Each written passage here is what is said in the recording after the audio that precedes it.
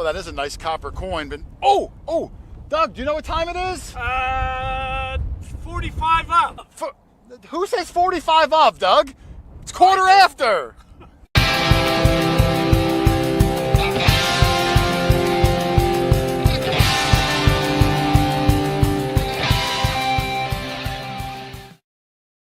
What's up, guys? Hoarder here, and welcome to what should be a super duper duper fun show. If you didn't see the posts I did, we've got acclaimed television host Don Wildman, who I remember watching season after season of some of his shows.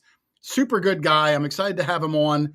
And then, of course, we're doing the huge giveaway package for the Noke the Legend metal detector, all that. It's going to be great. And I'll tell you what, guys, it's been a stressful day. There was a chance the show wasn't even going to happen up until the last minute, but it's been salvaged. So I'm really excited. So let me start off before I bring everybody on. The secret word that everyone has to type in is going to be hashtag Wildman. That's hashtag WILDMAN in honor of our guest, Don Wildman. Make sure you put that in the chat, and then you are eligible for the giveaway as long as you live in the United States. Unfortunately, we couldn't ship it overseas. So put it in. You only have to put it in once sometime during the show, and we will draw it later. So again, hashtag Wildman, and you're in. You can sit back and enjoy the rest of the show. So with that being said, let me bring in some of the gang so we can get this started before Don comes on. Of course, the charismatic, Dog Tag Doug, Mexican Doug, Jane Fond Doug. How are you, Dougie? I'm good. Not as stressed as you were today. Oh, man. It was a tough behind the scenes day, Doug. But we're good to go. We're good to go. Good. I'm glad it's working out. Yeah. Make sure you spell it right, everybody. It's here. Let me see if I can put a banner up real fast, Doug. Hold on. I'm going to create a banner. Yeah, and for people like me that don't know what hashtag is, it's really the pound sign. Yes, I'm putting it up right now. So hold on. Let's see. I'm going to scroll it. So that's what you're going to put up. It didn't scroll. Yep. It didn't scroll for whatever reason. And I see a lot of them are. Hold on. Let me fix this real fast so it can scroll. And it doesn't have to be in caps. It does not have to be in caps. All right, there it is. So that's what you're typing in, hashtag Wildman. And the only reason I even have you put anything in, Doug, is because some people don't want to necessarily win the prize. They just want to watch the show. So you're putting it in just so I know that you want a chance to win the prize. So, and it gives me a name that I can draw, later on, because we're going to use a random comment drawer. So everything's on the up and up. And every contest has its rules. This is the very simplest of rules. No one's ever complained. I wish it was available internationally. Look, I love my Canadian friends. I love my European friends, but it's tricky in today's world shipping things internationally. So this is only available to U.S. addresses. Thank you very much. Can you slow the? Let me do that. Let me slow the chat down. I'm going to slow it down, guys, to 30 seconds, only because there's going to be a lot of us tonight. So I'm going to slow it down. All your hashtag Wildmans will get counted. You're going to have plenty of time, but make sure you put that hashtag Wildman in and you are eligible for the draw later. And when I do the draw, I will release the slow mode a little bit more so everyone can type it in last minute if they come. Right. Let me bring in some more of the gang, Doug, before Don joins us. There's the lovely Lindiana Jones. How are you, Lynn? Good. How is everybody? We are excited, Lynn. It's going to be a fun night. Absolutely. Sweating now because it was incredibly stressful. Calm down. You don't realize how much goes into these live shows. It looks like it's just like we turn it on and just start rapping. I mean, you have no idea the outlines and monitors and issues with cameras and connections and microphones, and it's a ton of. You make it look easy, so that's a compliment. There's nothing easy about it. But it's fun. That's what makes it exciting is the live aspect. You don't know what's going to happen. Doug can get up any second and moon everybody. You don't know. And that's what makes it fun. Yeah. He just may. Yeah. The regular videos, they're edited, like every word, every sneeze is cut out. But when you're live, it gives you that extra, like a little bit of excitement. Anything goes. Yeah, And talking about excitement, let's bring in Rich Van Winkle, Mr. Excitement. How is everybody? We're good. Good. We're good. Thank you very Good. much. Yeah, it's and going to be bring a in- fun one. It's gonna be a great show. Let me bring in Charlie also. We'll get the whole gang in here. Hi, guys. Don, Hey, Charlie. how are you, Charlie? Doing real well. I had a great time up in Vermont. Yeah, how was the gathering? How's Karen? Fantastic. It was great. A lot of people showed up. We had a fun time. Did some detecting. Yep. It was great. Good. I'm glad everyone got in there. I'm going to turn this banner off temporarily, but I'll put it back up later. If you came in late, there's 745 people at the moment. I'll remind them later. If you want to be eligible for the giveaway, put in hashtag Wildman in the chat, and we'll use that hashtag to draw a winner later in the show. You got to live in the U.S. Not my rules. It's just the rules of life. Make sure you put that in. Hashtag Wildman. Only once is good. If you put it in 97 times, the computer's smart enough to only give you one entry. Hey, Jason, by the way, I'm excited about tonight's guest. And also, in high school, my nickname was Wildman. Was it really? I'm excited too. We're Charlie, not going to ask. a lot of stuff, like I said, goes into the live shows. And, like I said, I watched Don's programs, for several years, casually, not ever thinking I would meet him or anything. Right. But when a guest is coming on, you like to brush up and know who's coming on. So like all week, I'm trying to study him, his background, things he's done. I could literally write his biography tomorrow morning. Right. I could believe it. Yeah. I think he'd give me the rights to his biography. I don't know if He's a Jersey boy, too. I know that. Yeah. Oh yeah, you get. Well, that's what was really crazy when I first reached out to him, and we'll touch on it when he comes on. Oh, by the way, Don will be on in 8 minutes. I want everybody to kind of settle in. He'll be on at exactly 7:30. But yeah, it turns out he grew up like 10 minutes from me, Right. in like 2 towns over. And then I live in a rural area, so that's kind of neat. I mean, not a lot of people make it out of this. Right. So not that it's bad. You know what I'm saying. Sounds like a swamp. No. It's a lovely area. I chose to move here. Mhm. Well, stay here in my adult Yeah. family. Yeah. And Doug, I am not one for giving somber news. It's not my thing whatsoever. Oh, Scavenger Nick, thank you very much for the super chat, Scavenger Nick. But I do have to say, this week, Doug, was tough because my childhood idols, we lost a couple of them this week. Yep. Oh, Ozzy yeah. Osbourne, Malcolm Jamal Warner. But today, Doug, The Hogan. Hoaxer. Now, Doug, I was a huge. You were huge. Yeah. As far as I know, you still may be. I said, well, in some regard, Detecting Duo Adventures. Thank You you very much. I don't watch wrestling anymore, but I'm very nostalgic about wrestling from when I was young. Doug, I still call people brother. That's a Hulk Hogan thing. Yeah. That's Yeah. where it came from.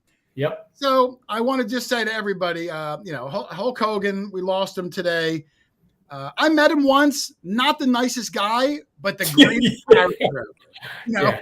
The character Hulk Hogan was awesome. Yeah. So kudos to the Hogan family. We lost. And for me, and Ozzy, you're a big Ozzy fan, aren't you, Rich? oh, Ozzy for me has been my whole life because I was lucky enough. I was lucky enough for my dad to get me started on the right music before I could remember.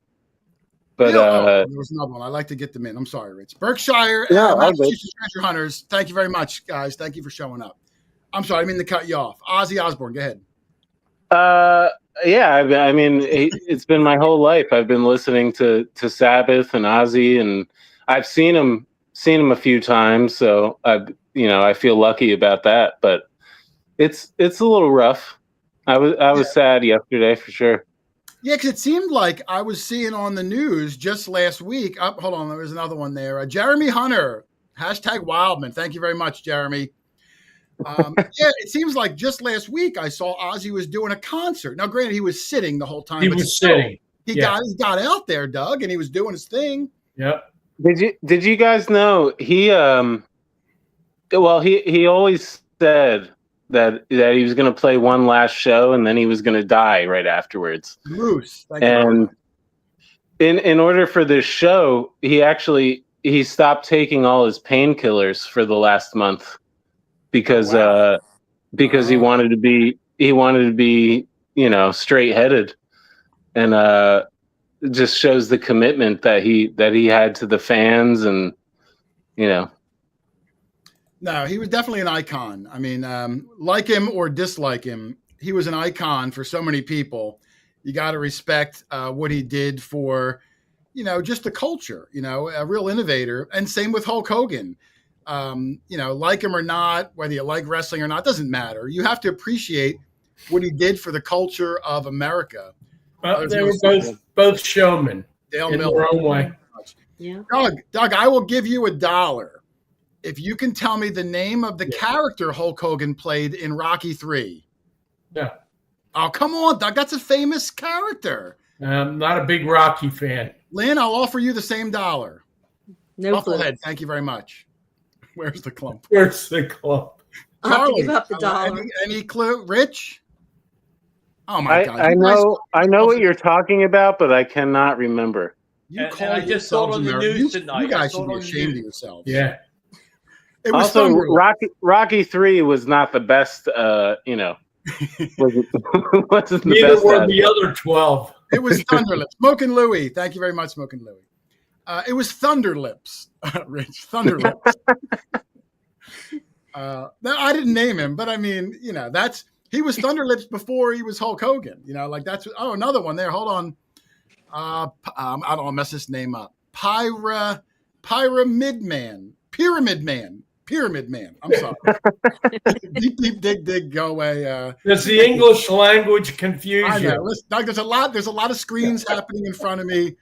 There's a lot going on. Hold on, there was another one. I don't want to miss. Oh, there's a bunch of them. Hold on.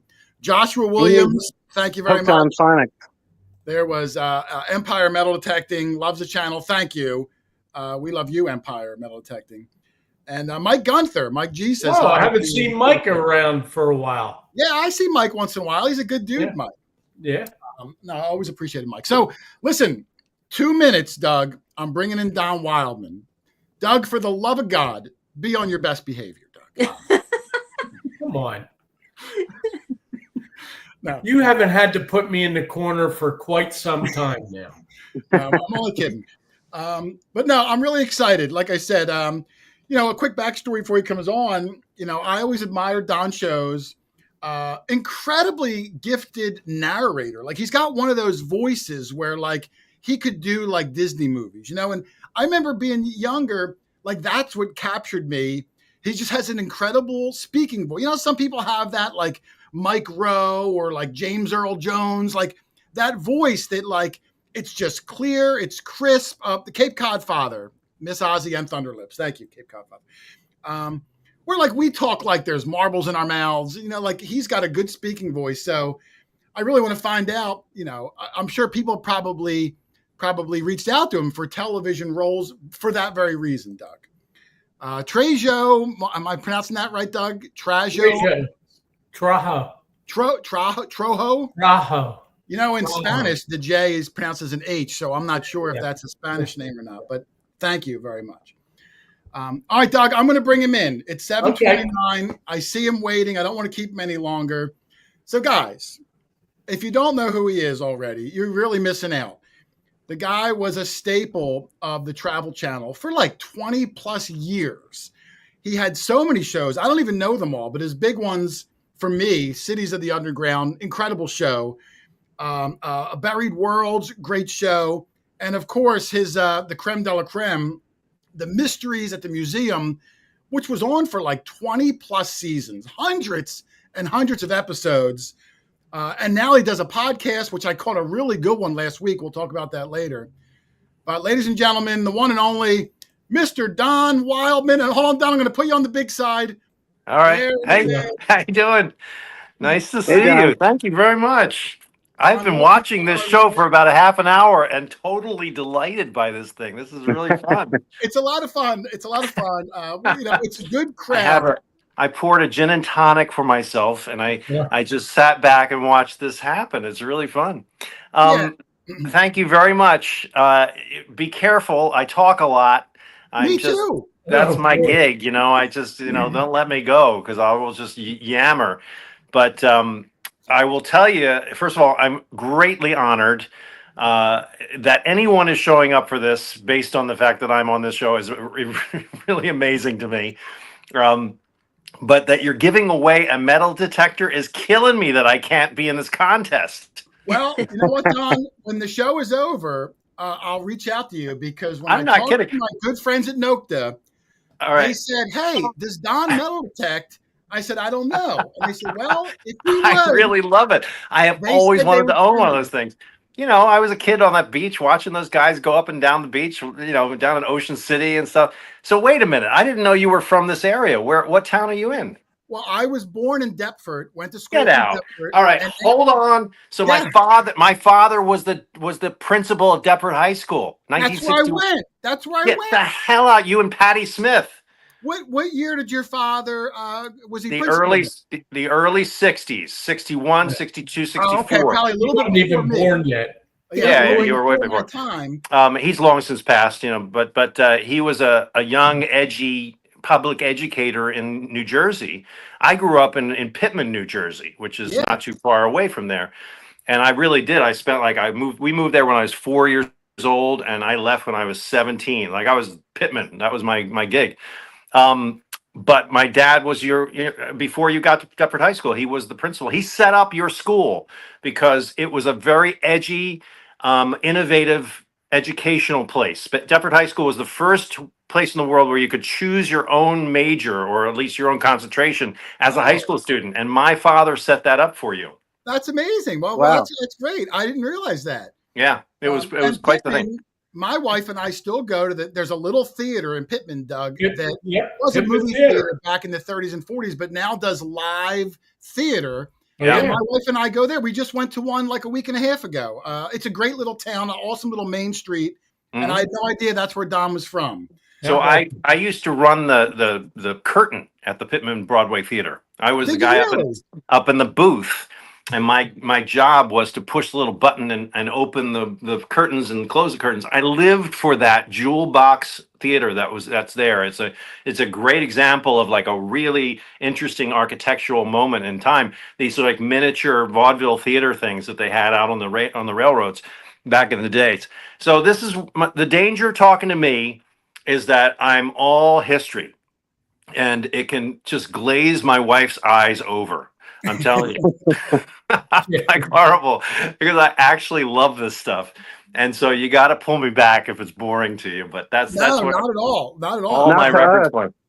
Now, I my put an outline together just so I can at least keep a show moving along. Organized. Sure. Somewhat organized. So let me start off, Don.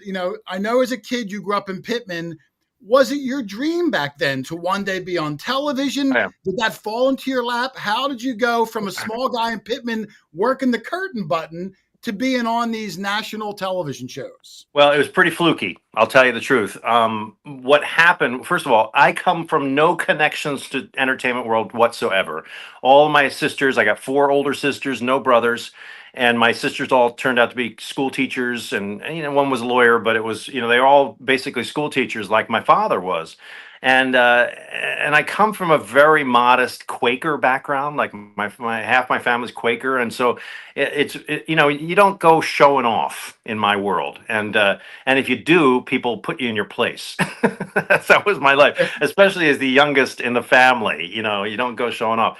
So I was drawn to doing like theater and stuff like that when I was a kid. I just liked it. I was good at jumping up and making a fool of myself at Pittman, and then I went to Way School and did it elsewhere. But the TV stuff really started, and this is, boy, I date myself.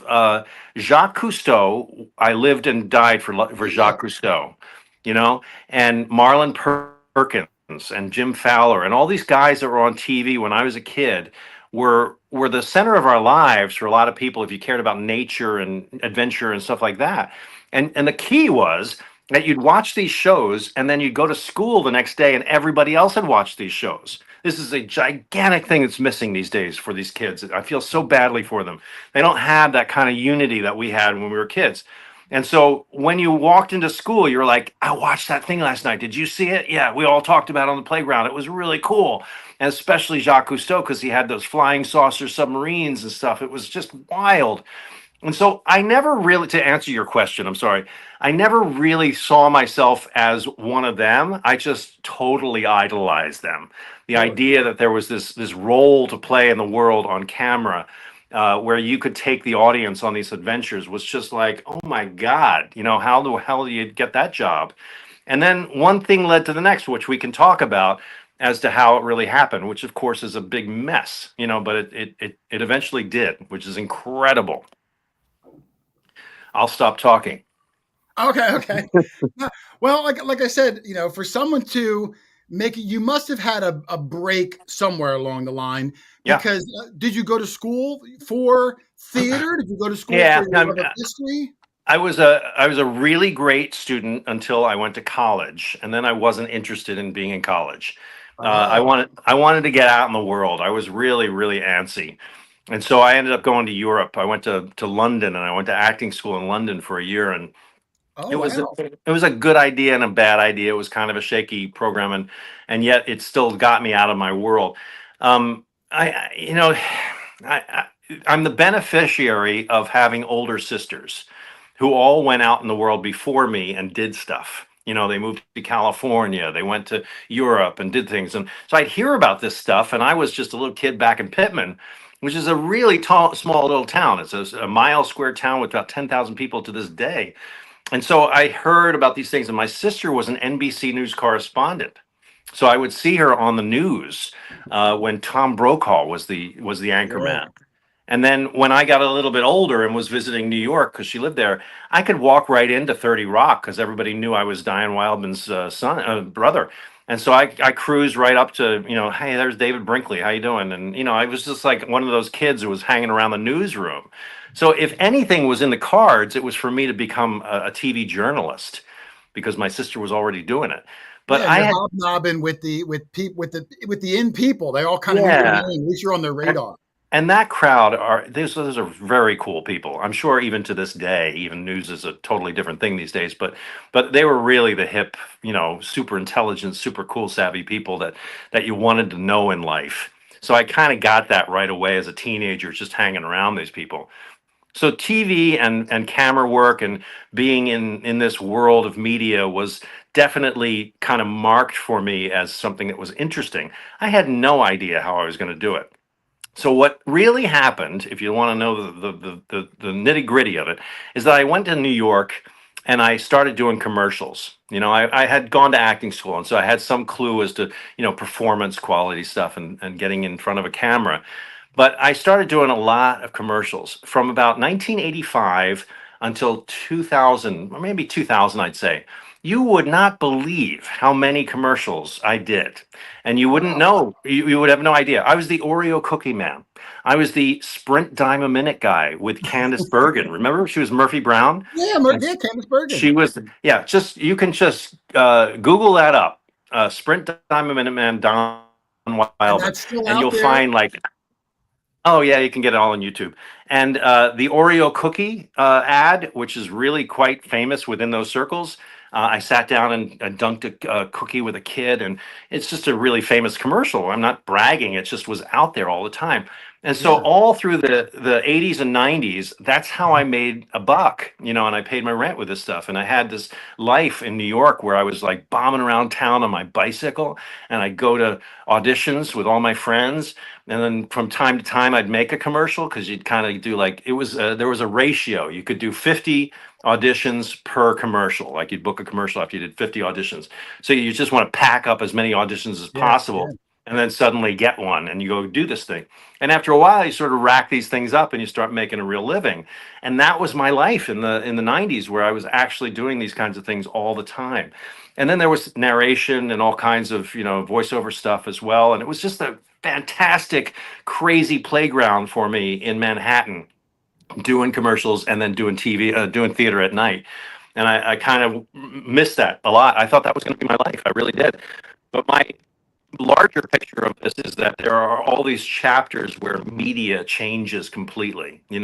I came in on the heels of broadcast, and then cable just took over. And Sure. then suddenly you were dealing with cable and that whole new thing. And I'm a member of the union, but you got to work outside the union, do this kind of stuff. And then suddenly the cable thing runs its course down the road, of course, and you got streaming and all this stuff. The longer you live, the more you straddle all these different periods, and it very much projected itself upon my career. So all these different eras have their different things. So somewhere around the late 90s, early 2000s, the jig was up on doing commercials because it was a whole different game, and I had to kind of rethink my whole career at that point. And I really made a very strong choice. I called my best friend on the phone. I said, "This isn't working out for me. I'm running out of money."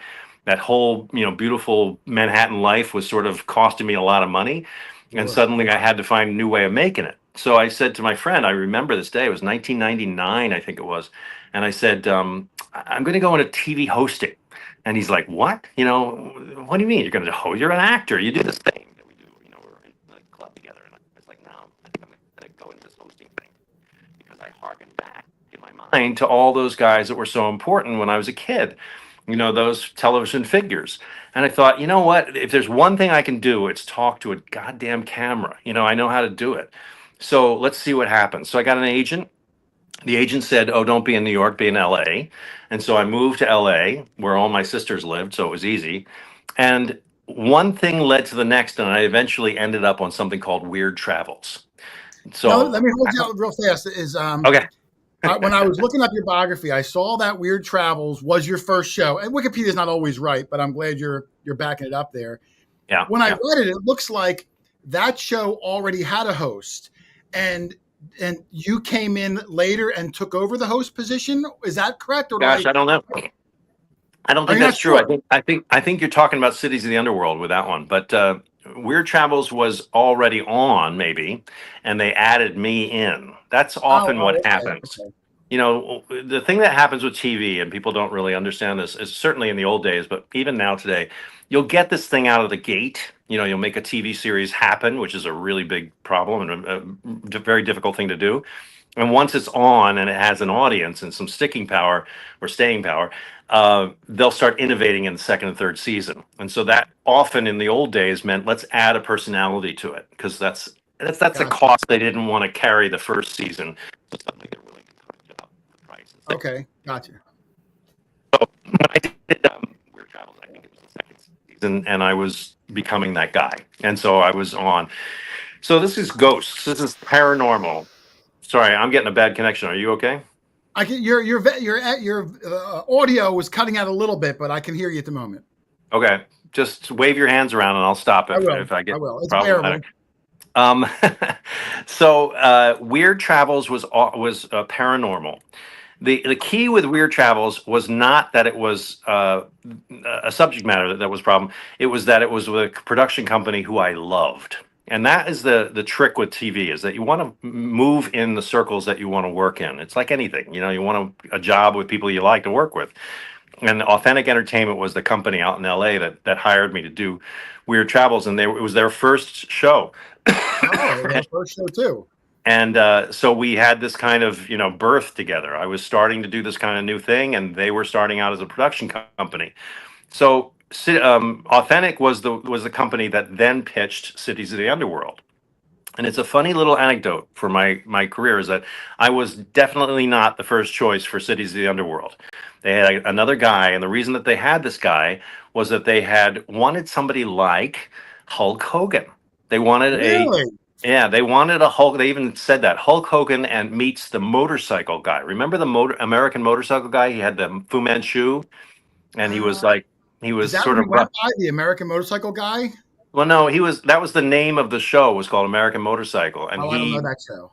he was pretty famous, and he had a big Fu Manchu. He was sort of older and gray and grizzled. Yep. Anyway, he used bad language. He was rough around the edges. They wanted that kind of guy to do history. Like, that was the idea, because Cities of the Underworld was not on Travel, as you may have mentioned. It was on History Channel. Yeah, on the History Channel. And History Channel was trying to rough themselves up. They wanted a younger audience, and they wanted to use curse words. Really, on History Channel? They wanted to bleep stuff. Wow. So they hired a guy who was very much that character. And they said to me, because I had been the production company's first choice, he's too clean cut. I was too commercial. They'd seen my commercials. They said, yeah, he's he's not interesting. We want somebody who's going to scare people a little bit. A little edgier. Yeah, edgier. And so they hired this other guy who turned out to be, I thought he was very good, as a matter of fact. But when I watched a certain amount of shows, they changed their tune and they wanted somebody different. And so they called me on the sly and said, would you be interested in finishing out this guy's contract for it? They're going to pay him out and bring me in. And I said, yeah, sure. So get this situation. So imagine you're trying to rescue your career, which is what I was doing at those days. And I just got married. I'm scared to death that I can't buy my wife a house. This is like early 2000s. And I get a call saying, so this is the deal. You got to come to Boston and finish out this guy's shows. And you're going to just use his wardrobe. And it's just going to be you acting like him. And so it was like his acting job. So I got flown to Boston that night because they fired him and they then stuck me right into the show. And I walked into this hotel room and his wardrobe was there. It was all his size. I happened to be about his same size. So I literally wore his pants and wore his shirts and got my own boots, but that was it. And off I went. And so I started doing the show thinking, this is not going to be more than 5 shows. I'm not going to have a career like this. This isn't going to happen.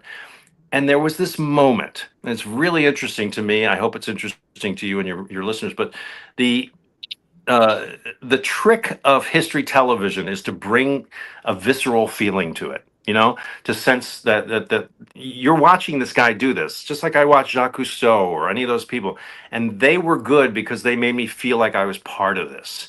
I was able to include them. And it's a really weird psychology that happens with television. And so there was the first day of shooting, I went with one of my favorite cameramen, and we dove down a hole, and I looked back at the camera. Uh-oh.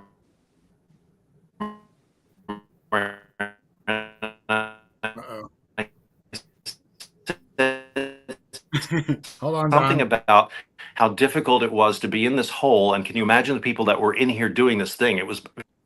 I'm back. Oh. Okay, I hear you in the moment. Okay. Are you there? Okay. You went. Yeah, you cut I'm out here. a little bit. You went into And a hole. I warned you.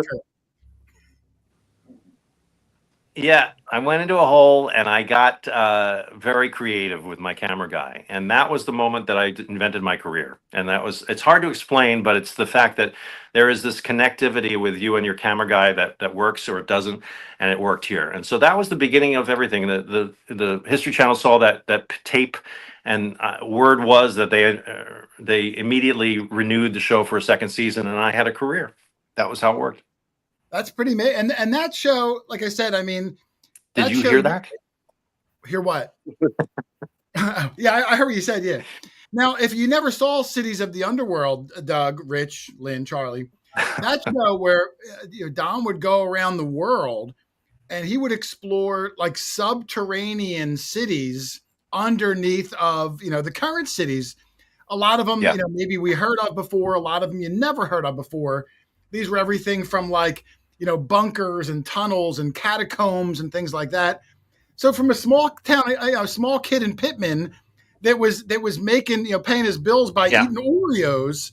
Now you're like in a catacomb in the middle of like Peru or wherever you were. I mean, was that something intimidating for you? Were you it's an endlessly, yeah. Up? Did he lock up on me? Warren, thank you, Warren. It's we're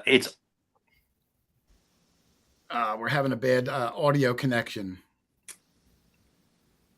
Hold on, Don. We're having a bad audio connection.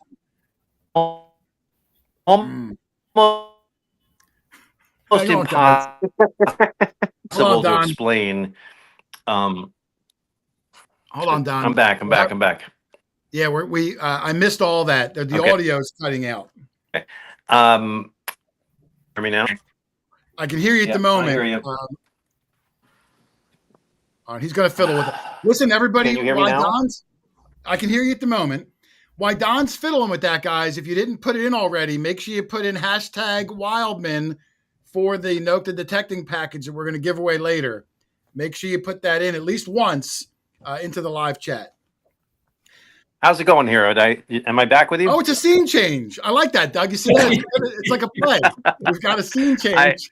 It literally comes up on the screen. Move closer to your router. And so I move closer to my router. Okay. But go ahead. Oh, no. So anyway, the question where I was at was you went from a guy who was eating Oreos on a commercial to narrating a show to now you're like in catacombs and bunkers in strange countries.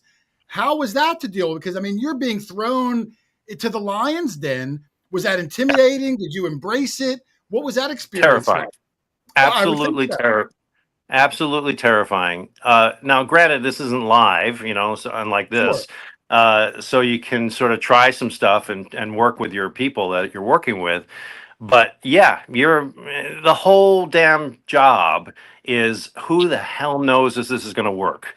And so you throw yourself at this thing and you don't know if it's going to play, and you're terribly insecure about whether or not you're good enough. There's a terrible imposter syndrome that goes on whenever you're doing this kind of thing. And I went through all that, I went through the whole ringer, and that never stopped, and it's still going on. Really? Oh, still, even all these years later, you still go through some of that also. Oh yeah, it's an endless part of the job because, performing in any way is this sort of tightrope experience where you can't do it unless you're willing to take a chance at being a fool. That was the only message, the only lesson I ever learned from acting school was you are going to do a job, you're going to do a career where you will make a fool of yourself every day. And if you're going to be professional at this, you are willing to do that as much as you can possibly do it. Can you imagine that being, your career choice? It's insane. But it's exciting though. It makes for a non-dull life. There's an element of excitement and there's an element of dread. When you dread is good for the soul. It's good for the soul. Okay. There was a question, Don. I just had a question, which I was going to ask later, but I'll ask it right now because I've seen it a few times about your well-known field jacket that you wore. It was almost like your wardrobe. Like, was that something that was planned out? Did you wear it and the producer was like, "Oh, I like that. It's Indiana Jones. Keep wearing it." It was it's so funny. It was an army jacket, as a matter of fact, is what happened. It was what he was wearing, my predecessor was wearing. So I got into that, but it didn't fit me. His was not fitted to me. And so I went to a mall, I remember, with my wife, and we shopped for a new version of that, and we found it. And it was really cool, and it was a lesson in branding, is what it was, because they liked it at the network, and they just sort of said, as networks tend to do, "That's good, keep it." And so I just wore that damn jacket out. I still have it in my basement, and the hem is destroyed around the around the wrists and stuff like that, but it was a real lesson in how you kind of make an impact. Here we are, 20 years later, you're talking about it, and that's the key. And you do these things because it sticks in people's minds. There was a sense about that character that, how do I explain this? It was meant to be something people could project themselves onto. When you're an interviewer and you're doing it now, you're throwing it to the subject all the time. And you don't want to be kind of the focus of things. If you're doing your job well, it should be the excitement of what you're learning. And so the focus is out there. So to sort of take yourself out of it psychologically by wearing the same thing every day, by doing the same stuff, that's part of the gig. And it worked in this case. Cities in the Underworld. So Cities went into Off Limits. If you want me to push this along a little bit, I can. Yeah, I'm going to get into it. Let me go back to my dialogue. I was bringing up a picture of the flak jacket, which I'll show everyone in a second if they're not familiar with it. That's so funny. And my guys, Doug and Lynn, I almost equated Don to Hulk Hogan in the sense that when you're on these shows, is it really like almost like a character that you're playing, even though it's you? But yes, is it 100% you, or do you put yourself mentally into a role where I'm television Don Wildman today? I'm not, Don Wildman, the guy who puts his feet up on the couch or whatever you do in your normal day? It's a combination. It's a weird combination because, of course, the artifice of it is that you are doing something that's not you necessarily, and so you've got to sort of play that character.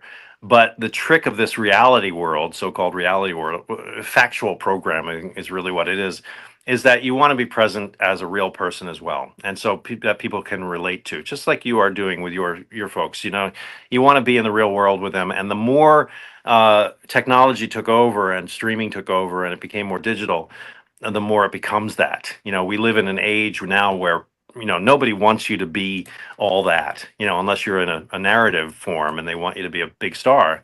If you're in the reality factual world, they really, you know, it's better to be sort of down to earth and a real human being. So yeah, I mean, for a while I was kind of pumping myself up and being more daring looking and scary and pretending because the network would ask me to. Literally, there was a time, I can tell you this very cool story. We were shooting Sicily in Italy. You know, we were shooting a street in Sicily. And one of the perfect things happened, which was really rare, where the archaeologist who we were working with says to me off camera, "This is an interesting thing we're doing here, but the real story is what we just found across town." And I said, "Well, what was that?" And she said, "Oh, we just found a whole bone pit." And I said, Oh. "What?" And I told the producers, and it wasn't that far away, and we decided to sort of make a thing out of it. So I ran over across town with her and took my crowbar, and so we lifted up a piece of slate that was covering up this hole that they had identified. And I mean, it wasn't like they had just discovered it. It was something that they were looking at for a while, but it was the first time I'd ever been on TV. And so into we go underneath this building, and there's literally a crypt kind of room there where they would desiccate the bodies. You know, they would lay these bodies out, these monks. These are human bones, you're saying? Human bones? Oh, yeah. This was, there was a big plague. And so they had to process these bodies. And in those days, of course, you didn't have funeral homes and all that. You had churches. And so the church people were the ones that did this stuff. So inside this space was a little hole that went down. And down there, when I shined my flashlight down, was this incredible, like, cone of bones. It was just huge. It was like, I don't know, 20 feet across, diameter wise. And then it was just peaked up to the middle because they just kept throwing people down there. And the bones, after they've been desiccated, they would throw these bones down there. And it was just incredible. So we throw down this archaeological ladder, which is basically just a cable ladder.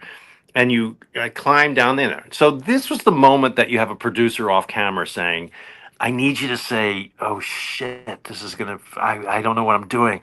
I need you to be really scared on camera. I need you to, project this thing." And I'm like, I got no problem with that. Like this is real.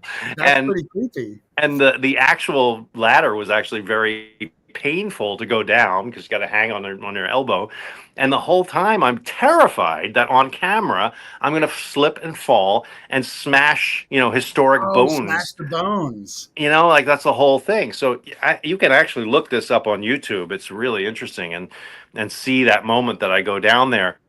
That was real, and that was like a very rare reality to what we were doing. Otherwise, these were much more set up shots and much more arranged and produced stories.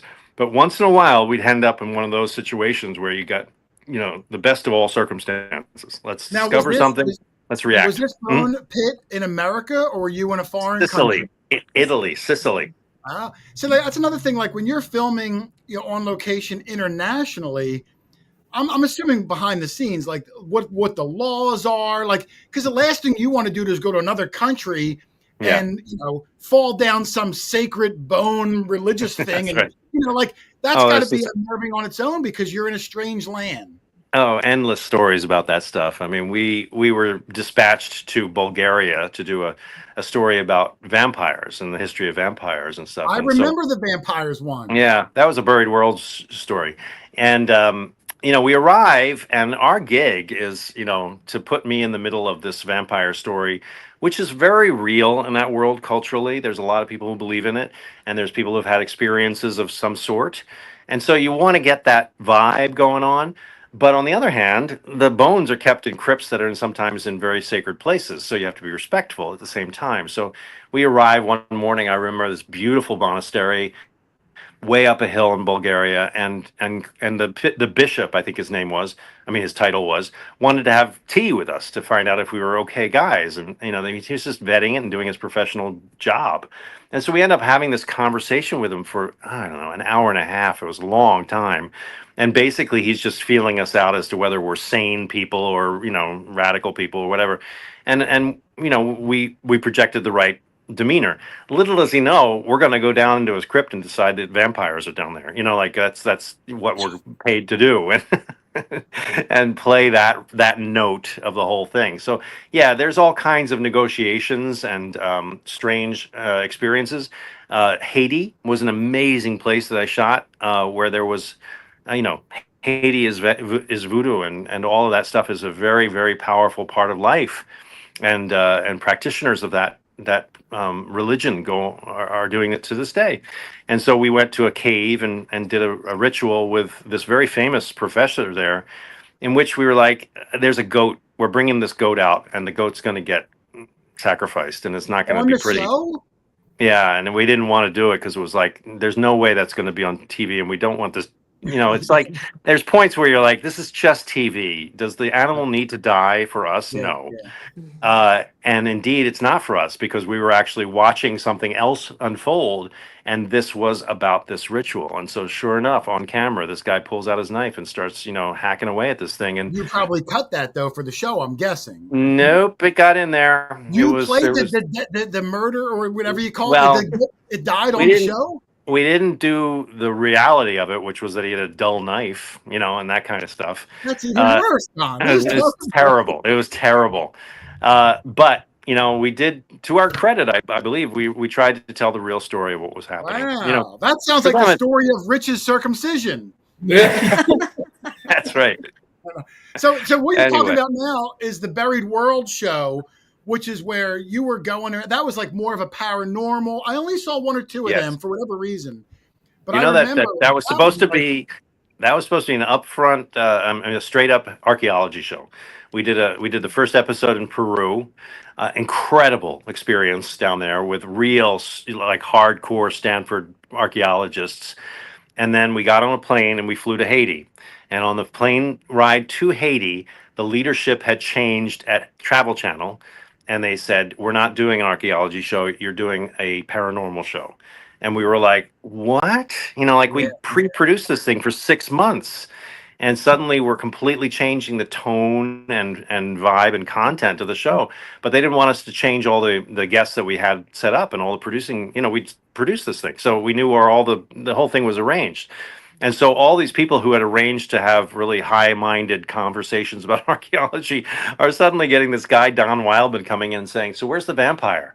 Yeah, and all that. Yeah. And are you someone that believes in like supernatural and stuff like I'll that? tell you, open, or are you a skeptic and this is just a job? The gig is to be open, and to try new things. And when I suddenly landed, remember, I started in paranormal. I started with weird travels. So I was like, well, this is the way life is going right now, so let's turn this around. And so I was astonished by some of the ghost experts that we had and the experiences that I had as a result. I'll tell you one of them, and I can't explain this. So we were doing the story of the collapse of the LA Dam. Oh, hold on. Lost you there audibly for a second. Yeah, it's cycling through something here. Okay, I can hear you at the moment. You're back, I think. All right, good. Mulholland was the water expert who created, he's a Chinatown and all that stuff about LA. And he built the St. Francis Dam. And the St. Francis Dam collapsed, and a huge, it's like Texas these days, huge flood went through and killed many, many, many hundreds of people. So you can, to this day, go to cemeteries along that path of the flood and find whole families in these cemeteries that all died that night. You see all the dates and stuff. So one of those paranormal teams came out and met with us in the cemetery and brought these little mag lights, the kind of lights that you turn and they turn on and off. Yes. And he brought a whole, I don't know, half a dozen of them, I guess. And while he was talking, he was setting up these mag lights, and then he was just barely turning them off. Like it was on and then it was off. And just that little moment, a sweet spot. And he set these mag lights on the top of the gravestones of this particular family. And then we started, and they were all off. And so we were starting to talk, and we were having this interview on camera. And as we're talking, one of those things just weirdly goes off. Like nobody touched it, and it just went off. And he said, "Oh, that's the ghost has come." And he welcomes the ghost and says, "How you doing?" And welcome, and we're going to be talking about you for a little bit. And then, sure enough, another freaking mag light goes off. And I'm telling you, there were 3 or 4 of these mag lights that were not going off all the time or any kind of weird rhythm. It was just sort of spontaneous and strangely random. And he said, "Yeah, these spirits are among us, and they're communicating with us, and that's happening." And I'm like, "Oh my God!" Like there was no tricky switch in his pocket. He wasn't pulling something off on me. It was just happening.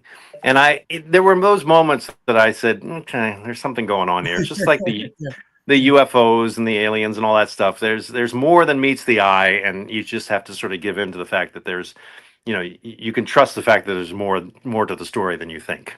Yeah, and I mean, you don't get much more interesting than things that are just unknown or Yeah. that we just don't have information about. You put yourself out there with some belief, and you Yep. go along for the ride. Like I said, that's what life's Listen, all about. That makes it exciting. Not to get philosophical, but I go to church every Sunday. I mean, that's supernatural right there. So That's true. That's true. That's a more accepted supernatural, but you're true. So Yeah, so anyway. let me jump on to Don. The show that I think you were most known for, The Mysteries of the Museum, because it went on for 20 plus seasons. Yeah. Hundreds, if thousands. What the show was, Doug, every episode they would, it was like 3 or 4 different artifacts in various museums. It was a great form. It was a great, It was great. format. And I don't think you even had to go out to them. Like it seemed like they went out and filmed it, and you were just kind of narrating, which allows the team to cover so much more ground. It was a dream gig. You're talking about a dream gig. I would go to a hotel in Brooklyn, and my best friends were waiting for me in a studio there, and we would shoot 8 shows in a pack, and I would do all the ins and outs of all those stories. And then I go to a studio in New York City. One of my good pals there ran a studio, and we would record all the narrations that you were very kindly talking about the other day, earlier in the show. Thank you very much. And that was the gig, and it was 26 seasons we shot of that thing. And wow, 26 seasons. Yeah, to explain that's not 20 years. That's 8.5 years. 8.5 years, unbelievable when I think about it, of double seasons. So.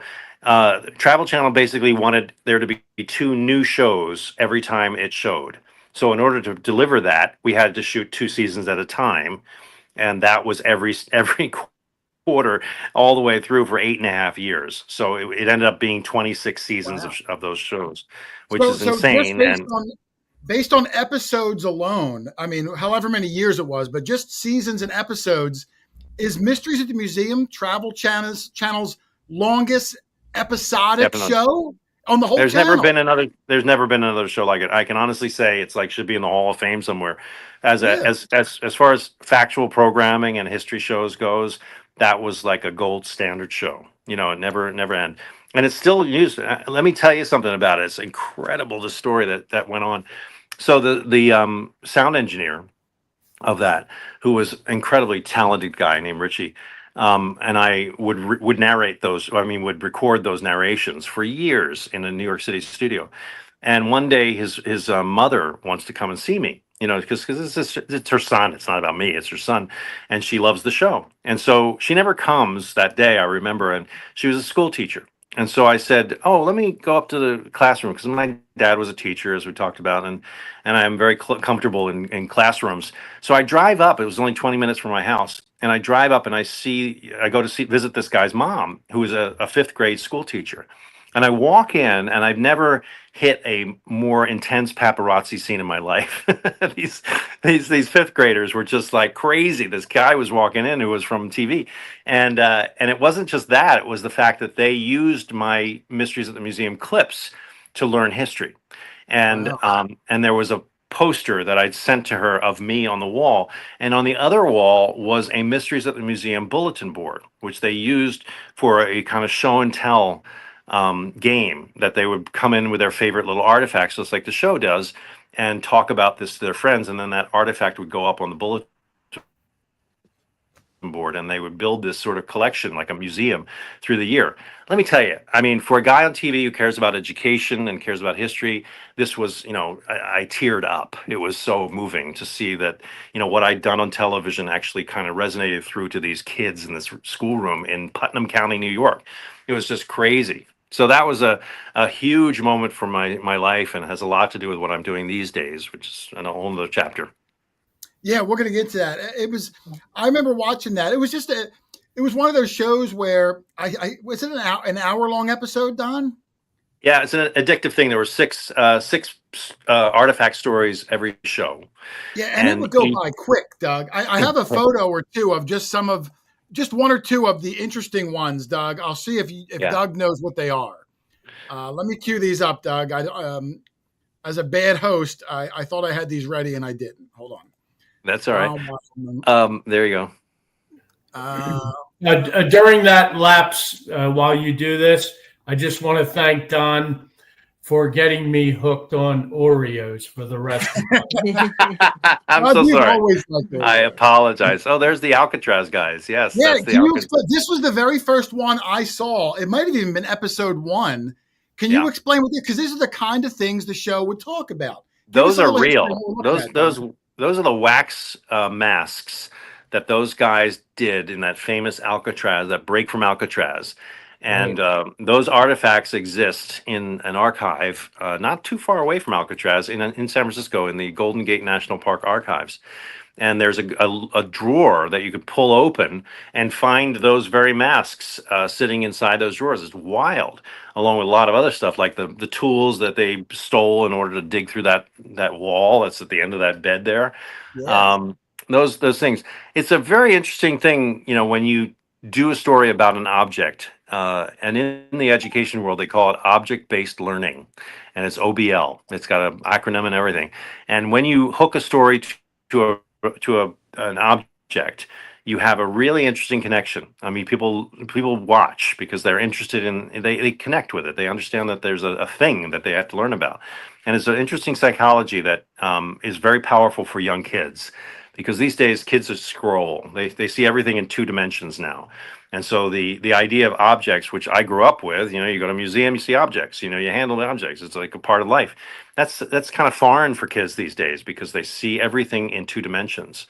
And so object-based learning, OBL, has become this very big, hot topic in the education world. So we did a TV show based on OBL, which is object-based learning. Now, Don, you being from my area, we're in the suburbs of Philadelphia, where you grew up. You had to have gone to the incredibly famous Mutter Museum. Yes. Which I think is maybe one of the coolest museums in the world. Love that. Very, very tactile museum. There's a lot of things that you can sort of relate to about the human body there. It's a great museum, and it's also very old, and it's got old cases and stuff. It's got a lot of vibe to it that I like a lot. But very controversial these days because they have been protested against, that they are showing things they shouldn't show. I disagree with that. I think it's a really important museum. Did you ever do any of the displays on Mystery Museum from all the time. Mutter is one of our more popular ones. Okay. Are you kidding? That was like the number 1 museum for us. Right. Yeah, the Mutter, if you're not familiar with it, guys, it's like connected to like a hospital. And for like a century, if like Siamese twins were born, or if you're born with 3 feet or 12 years, your body is in a test tube in this museum. So it's kind of morbid, but yet incredibly interesting, incredibly scientific research. But it's also creepy at the same time. I went there on a high school class trip. Never forgot it. But the thing that I remembered most was the soap lady. The body that had turned to soap. Oh yeah, her whole body. Yeah, you're right. Yeah. Wherever she was buried in the soil, it reacted with her or something. But she still had hair, and that was the one thing I remembered from that high school trip. No, there was something crazy. there was something about it was a very Philadelphia museum, that Yeah. place. Yeah, it's still I open, used but you're right, it is controversial. yeah. When I was a kid, the cool thing was to go through the heart at the Ben Franklin Yeah. Museum. Oh, that's still there, the Yeah. heart. I believe it's Yeah. still Franklin there. Institute. But it wasn't. It's not like it was in the old days. It was a gross heart in those It days. smelled. It Yeah, smelled Yeah, horrible. plastic. And Yeah, the whole thing about the spongy interior, that was the whole thing that you'd hear about. And then you'd go, and sure enough, it was spongy, gross. There was also graffiti on the walls and all kinds of stuff in there. Here's an obscure fact. I am named, my middle name is after Ben Franklin. I am named for Ben Franklin. Donald Franklin Wildman is my really? name. And That's I amazing. was named, yeah, my father was George Franklin Wildman. We were both ancestors of a guy named Isaac Franklin Chandler, which was another name in our family. And it's a really weird story because at some point in the 1800s, there was this sort of huge fervor about celebrating Ben Franklin. And there was a town called Franklin Township. Remember Franklin Township in Jersey? Oh, there. All these towns that were renamed for Benjamin Franklin all happened at that same time. And so my family, not me, but my great grandfather or something, was named for Franklin in that sort of fad that was going on. So it got passed down by my grandmother through to me. So I'm indirectly named for Ben Franklin. There's That's nobody cool. else in my name. Yeah. Charlie, Hey, who's Don. in our group, his family's been here since colonial times, and he's got some famous people. Good, Charlie, tell him who some of your family are. I'll put you to the big screen real Well, quick. my middle name's Franklin also. Get out. The Franklin middle name since 1806. Wow. So do you started think you were in named for 1806. him? Benjamin Franklin Harley the first, and Benjamin Franklin Harley the second, so on. But my middle name's Franklin, and my Get grandson's the hell middle name's out of here. Franklin. So hold Yeah. on. So have you traced it to that same thing? Because that's just a theory of mine. I don't have any documentation of that. Well, back in 1806, after Ben Franklin died, I think that's how the name started in my Harley family from Harleysville, if you know where that's at. Yeah. Harleysville, Pennsylvania. Yeah. That would have been a much more direct, sort of honorific thing. In our case, it was down the road a little bit with a sort of centennial kind of idea or whatever, when the bicentennial. revival- Right. Yeah. But it's just surprising since 1806 that middle name's been in the family. That's My crazy. You're the first Franklin. person I've ever met like that. That's amazing. Yeah, that's why I thought it was a good segue. Yeah. That's good. And then I brought up one other one, Doug, too, and not just an interesting. I just grabbed some of wow. them. It's the mermaid. This is the mermaid, Doug. That was like, it turned out to be a hoax. Yeah. But P.T. Barnum made these famous, to try to get butts in seats. Yeah. I think it Barnum. was half fish, and what was the front part, Don? Some human skeleton, maybe a monkey or something like that. I can't remember. That was totally manufactured and a total hoax, but a good one. Here we are talking about it hundreds of years later. P.T. Barnum was an amazing genius of that way, and I kind of looked down my nose at P.T. Barnum like he was sort of a fool. I was completely wrong about that. That man was actually really amazing. He was ahead of his time. Genius. Yeah, Yeah, he was a big time brilliant guy, and I didn't realize that. Even I remember narrating that story and thinking that way about him negatively, and he actually deserves a lot more credit than he gets from people like me. So Yeah, I mean, he put butts in seats. He knew how to put on a show. Again, was he a nice man? Like, was he a good person? Probably not, just based on the things that I've seen him do. But he put on a heck of a show, and you can't deny that he wasn't. I did a big interview, which was very high stakes for me, with a brilliant woman named Sarah Lewis, who wrote a book about P.T. Barnum and his challenging racial attitudes in those days. And he was a big deal guy about turning Americans, opening up Americans' minds about the hypocrisy and double standards of America in those days. Oh, well, see, everyone has, I guess, like I said, when you look at today's world and put people back then up to our standards, yeah, they're all a lot of them are going to be rotten people. That's for sure. That's right. Yes. So what was the process like on Mystery Museum? I mean, so many artifacts. How did you guys determine which museum, which pieces? There must have been a whole team involved. Yeah. Well, first of all, I wasn't on the show the first year. Jay Thomas was the guy from Wendy's. Yeah, he was the Was he No, Wendy's? not Jay Tom. No, Jay Tom was the sitcom star He who was died. the comedian. Yeah. Yeah, Oh, he I'm was not on. familiar with Jay He was Thomas on then. Cheers. He was a great actor, He and was?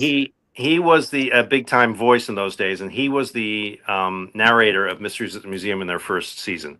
So then that thing happened where they had the second season. They decided to innovate it, and they brought in this guy who was on Off Limits.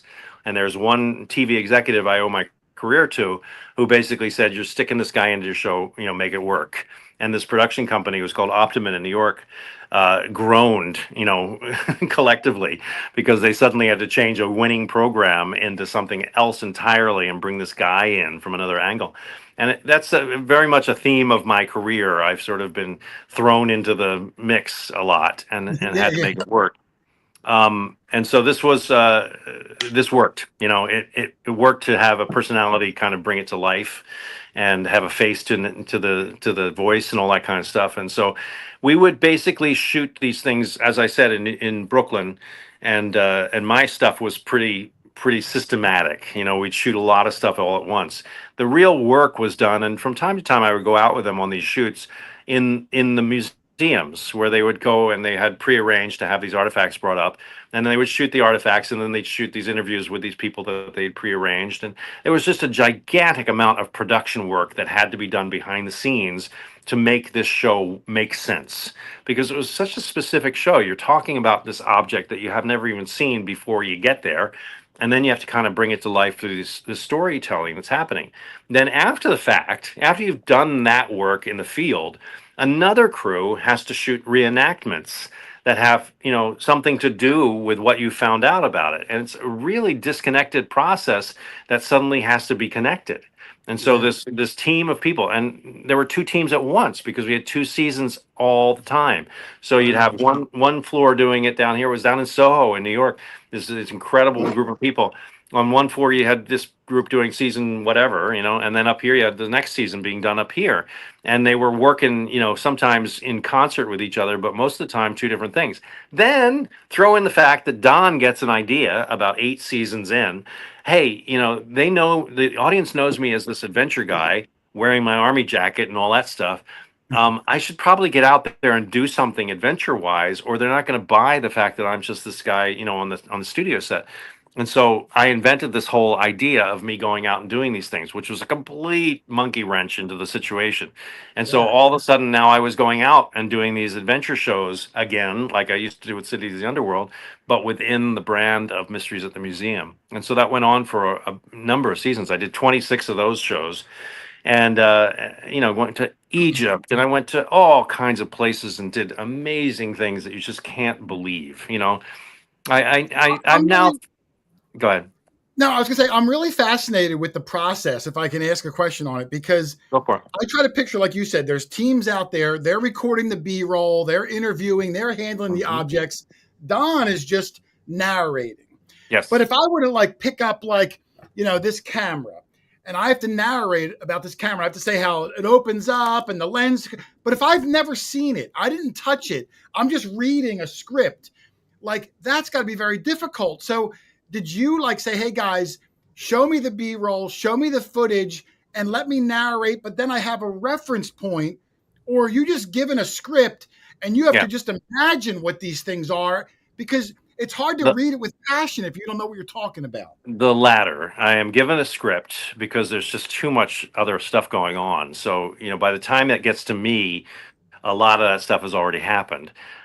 What happens with the script, though, and this is real inside baseball stuff here. You're a producer who's written a script for talent, meaning me, to read. That doesn't work. When you're a talent and you care about how it reads, there's an organic process that you have to go through to try to make those words your own. And you were very kind to say, earlier that I do a good job with that stuff. The reason that works for me is because I have to rewrite these scripts and make them my own, sounding Your own stuff. vernacular. Yeah. There's a pace. There's a thing that is just a human being. Nobody who writes for me could possibly know that. So I would get these scripts and then say, yeah, fine, let's rewrite all of this stuff. And we do that in process, like in the studio at the time.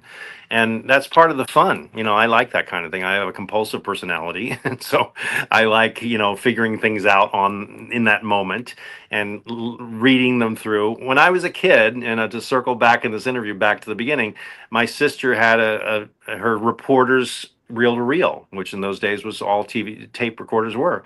And so I would sit in my basement room down there and record myself on my sister's tape recorder and hear my voice and stuff. It was, it sounds like a movie moment, but it was really true. And I loved that experience of recording myself. And so that was what I was doing later on for Mysteries of the Museum, especially, but I didn't, for 20, 30 years, I've been doing this stuff. And so the process you're talking about is the fact that it's a very, more on the fly than you think, and a more edgy, creative experience than you might think. Like there are tantrums being thrown and stuff like that. Like people are pissed off at me and because they don't want to change something, and you get into it. And so that's to anyone who's interested in the broadcast and in the TV world and the work that goes on. It's more hands-on than you think. It's more human than you think. And for that reason, it's more satisfying and more visceral than you think. And so that's all good to me. I enjoy that part of it. And I'm so guessing, you watch. I'm guessing in your earlier shows when you were new to all this, when they gave you a script, you're probably nervous. You don't want to get fired, so you're reading it. But it sounds like as Mystery Museum was rolling and you started to be more comfortable, you were there. You almost essentially become a writer, even though you might get the script, you're rewriting it. So do you have a writing credit in the Mysteries of the Museum? Because essentially you're rewriting, like as your SAG card, say writer, host, producer. All that matters is that you're in this team and you make it work. Like it really counts. People's careers really matter, and you humble yourself to the process. And that hits on all cylinders, like everything that's going on. You work with people and not against them, and it's this whole thing. If I have, I can chalk my career up to anything. It's the realization. I got to it late. I was older when I hit, and so I was mature enough to know that I can't be a diva. I can't be an idiot and make too much of myself.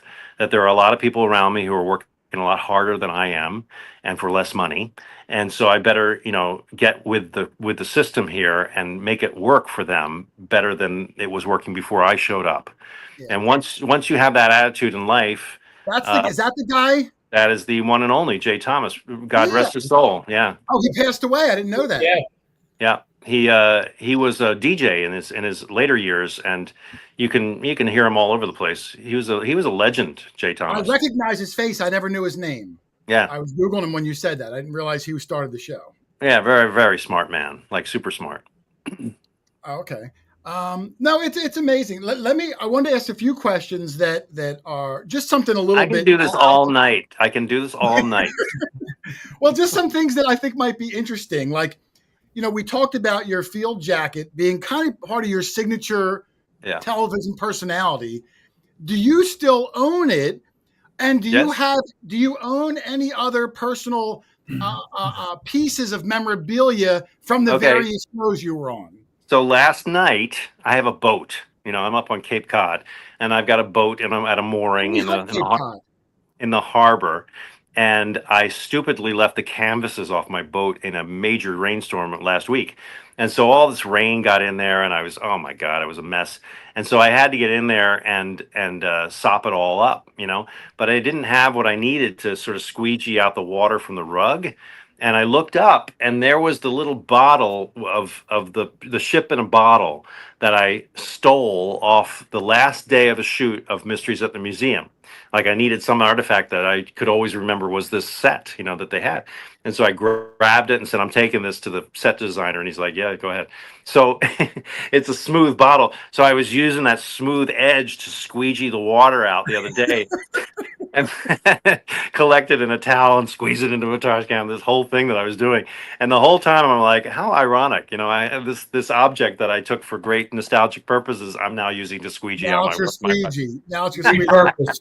Doug, there's Don's iconic Yes, jacket. there it is. Yeah. Do you still have that, Don? Was there multiple jackets? He said it's in his basement. Well, I didn't It's know in if there my was basement. multiples. It's in my closet. It's right there. I almost gave it to the production company as a framed item because it was that iconic at the time. But I'm glad I didn't, because they then sold the company and then everybody went away. So never mind. Yeah, no, that's an iconic piece. Let me see. I had a couple of other ones here. Was there ever a time on set, Don, when you just like lost it, like with laughter, like during a serious moment? Or let me rephrase it. Oh, God. If there was ever like a blooper reel of your shows, what would you think might make the top one or two from like just outtakes? So, I anticipate like just some weird things over all those seasons of shows. I had this wonderful sound guy. For much of Cities of the Underworld, we were just a bare bones crew, and the camera guy would wear headphones, and and this poor man, who's a brilliant camera guy, whose name is now escaping me, but we were in Ireland, and we were doing the fact that there's this river that's underground in Dublin. It's called the Pottle. And it's now as good as a sewer. It's like there's a really trickle down the middle, but it went back in the day. It was a major river that the Vikings came in on. So we were down underneath the streets of Dublin doing this, and he was really pissed off, as he should have been, that we didn't have a sound guy, and he had to run sound and camera, which was a lot to ask of a person. And what was even worse is the electrical connection was bad on the headphones. And so he was trying to do it all at one time, and suddenly his hair caught fire because the electric shock from the bad connection caught his hair on fire. And so I'm trying to keep my concentration as I do this sort of important information about this river and all the rest of it. And I'm watching the smoke come out from the back of this man's head. And it was just terrible. And I felt terrible about it. And he was really mad, as he should have been. And it was a total professional compromise on him. There were a lot of moments like that for the camera crew.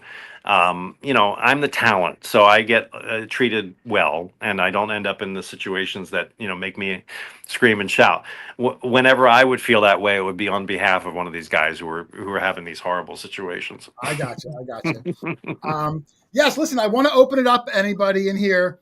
Real quick reminder: if you want to get in the detector giveaway, I see 1,021 entries so far. Wow, that's great. 1,100 people. So there's 100 people who are not entered yet. Make sure you put #Wildman in the chat. Did we get our 1,000 people? That's so exciting. Yeah, I think we're over 1,100 at the moment. So it is. It Nice. makes for a fun day. And, we're talking about 1,100 people. One of my questions for you, Don, was have you ever had a really strange fan interaction or a really wacky message you received other than the one I sent you 2 weeks ago asking you to come on this little thing? This is pretty extreme. I rarely get this kind of situation. No, I have to say that the fans there's a natural filtration when you're doing history, because people who watch history are going to be sane and interested and intelligent. So by and large, I'm I don't end up with crazies coming after me or anything like that. The weird days were when I was let me change that statement. I just remembered something. I knew there was one in there. When this may not be appropriate for your audience, but I'll be mild about it. When I did Cities of the Underworld, I would often take my boots off because I had to change into some other footwear because I was going into a sewer or someplace like this. And it was kind of like a process shot of going, okay, let's go down to this place. And I would talk to myself on camera, and they get kind of an intimate moment of me reflecting on whether I should do this or not. And inevitably, my feet would show, and my sweaty socks would be on camera. And so I started getting a lot of foot fetish people, like this weird, it's really weird, this group of people. And they would always be incredibly polite, like really polite. Hi, I'm so sorry to bother you. I know this is odd, but we really care about this kind of thing. And would you mind if and this one person was really funny? Would you mind just holding the shot a little bit longer in the show? when your foot is in a sweat, it wasn't even like anything terrible. It was just like my foot, There's a and good feet people are the weirdest. Some comment. it was kind of charming, quite honestly. I wasn't that offended, but it was a definitely a fringe group that I didn't know existed. Yeah, that's a weird one, Doug. Asking about a potential foot fetish. Just hold the shot. That was Doug. What's that, Rich? I said that was Doug that messaged him. It could be Doug that says, hey, hold the shot on the feet a little bit. Don't discharged. You, not to steer more seriously, but you mentioned a real person I really admire, which is Mike Rowe. And Mike Rowe is the best at doing what I have been involved in doing. And he's the gold standard of this kind of thing. And I have watched him for years. I know a little bit about him just because I talked to people who know him. One of my cameramen shot Dirty Jobs for a while. And everything you've heard about this guy or think you know about him is true. He's a really good man and very authentic about what he does and treats people really well. And does the job better than I do it. And is incredible. Don, one of the things that I like about Mike too, a lot of kids have gone into the trades now, vote tech schools and things like that. Yeah. Because, I taught school myself, and a lot of parents want their kids to go to college. But Right. there is a big opening for vote tech or tech kids. I am totally with you on that. Mike Rowe has actually brought that to the attention to our society now. Such a good argument that he makes that I'm surprised it hasn't even gotten bigger. Like it's a really good, strong argument that he makes about society today and the change that happened within my lifetime. When we were kids, being a plumber was a really noble task, and so somehow that has gone off the table for stupid reasons. Like I don't even get it. But he's been a very strong voice in defending that whole world, and good for him. Yeah, and I'm glad our schools now are seeing that. For sure. Yeah, I was a case in point. I should never have gone to college. I would have been a great case for either vocational or trade school. I essentially did go to trade school. It was called acting school, but it wasn't very useful in the big scheme of things.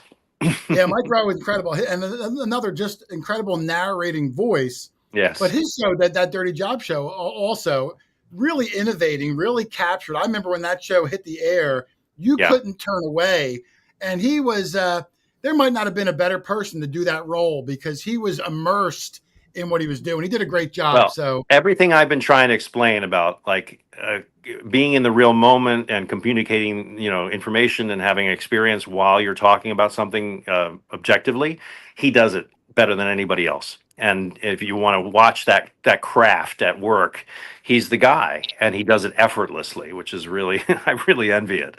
But he's good. Josh Gates, another person, Josh Gates, good pal of mine. Absolutely, I was talking off the air a little bit. We tried to get him on. He's he's got a hit show at the moment. He's Hoarder, but hey, maybe we'll work something out. But I respect what he does. I respect the schedule. There's some people in the chat that were on his show just a few weeks ago. I mean, filmed months ago, but just aired. He's been putting more metal detecting people on. Oh, good. He's he's a good pal of mine. And I can tell you, same story, insanely intelligent man, super, super quick on his feet, way quicker than me. and I just admire people like that who are good at what they do. There was a question I had for you. I had some weird, like I said, some weird questions, and that'll lead me into it. Who's the most famous person in your cell phone? If you went through your phone, I can't tell you, but if they're the most famous person, call them or give me their number. But who's the most famous person that at one point in life said, "Hey Don, here's my cell number"? Gosh, his wife. I could just lie. I could lie, I guess. You could lie. I don't know. Actor friends of mine. That's who I know. I know. The people from The Office. Those are friends of mine. What about other Travel Channel, like Anthony Bourdain? I saw in the chat a lot. Other famous people from the Travel Channel circles. Zamir was his fixer, is a very dear friend of mine. He was Anthony Bourdain's fixer. Not that that's celebrity worthy, but he's in there. And Andrew Zimmern, person Yeah, yeah, yeah. yeah, Bizarre Foods was a big part of our lives in those days, and all those people from Travel Channel in those days were we would meet each other at upfronts, is what you would see. Of course, we didn't run into each other in our lives because we all had shows that we were shooting, but then the network would bring us together for these things called upfronts, where you're selling ads to local advertisers in different regions.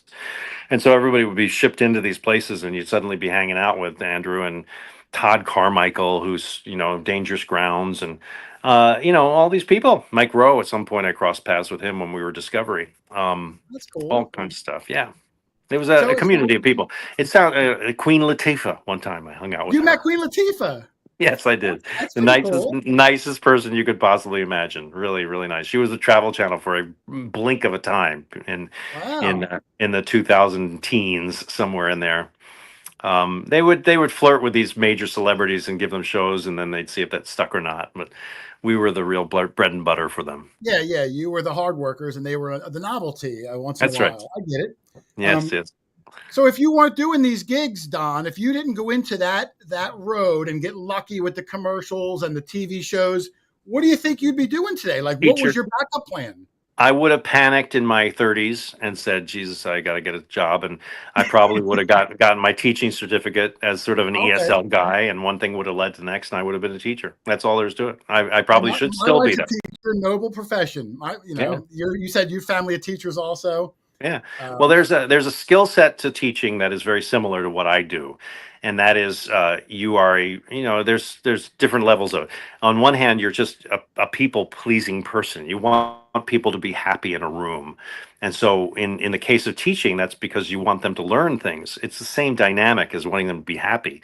And so you walk into a room and your radar is up because here you have 30 people who need to learn something.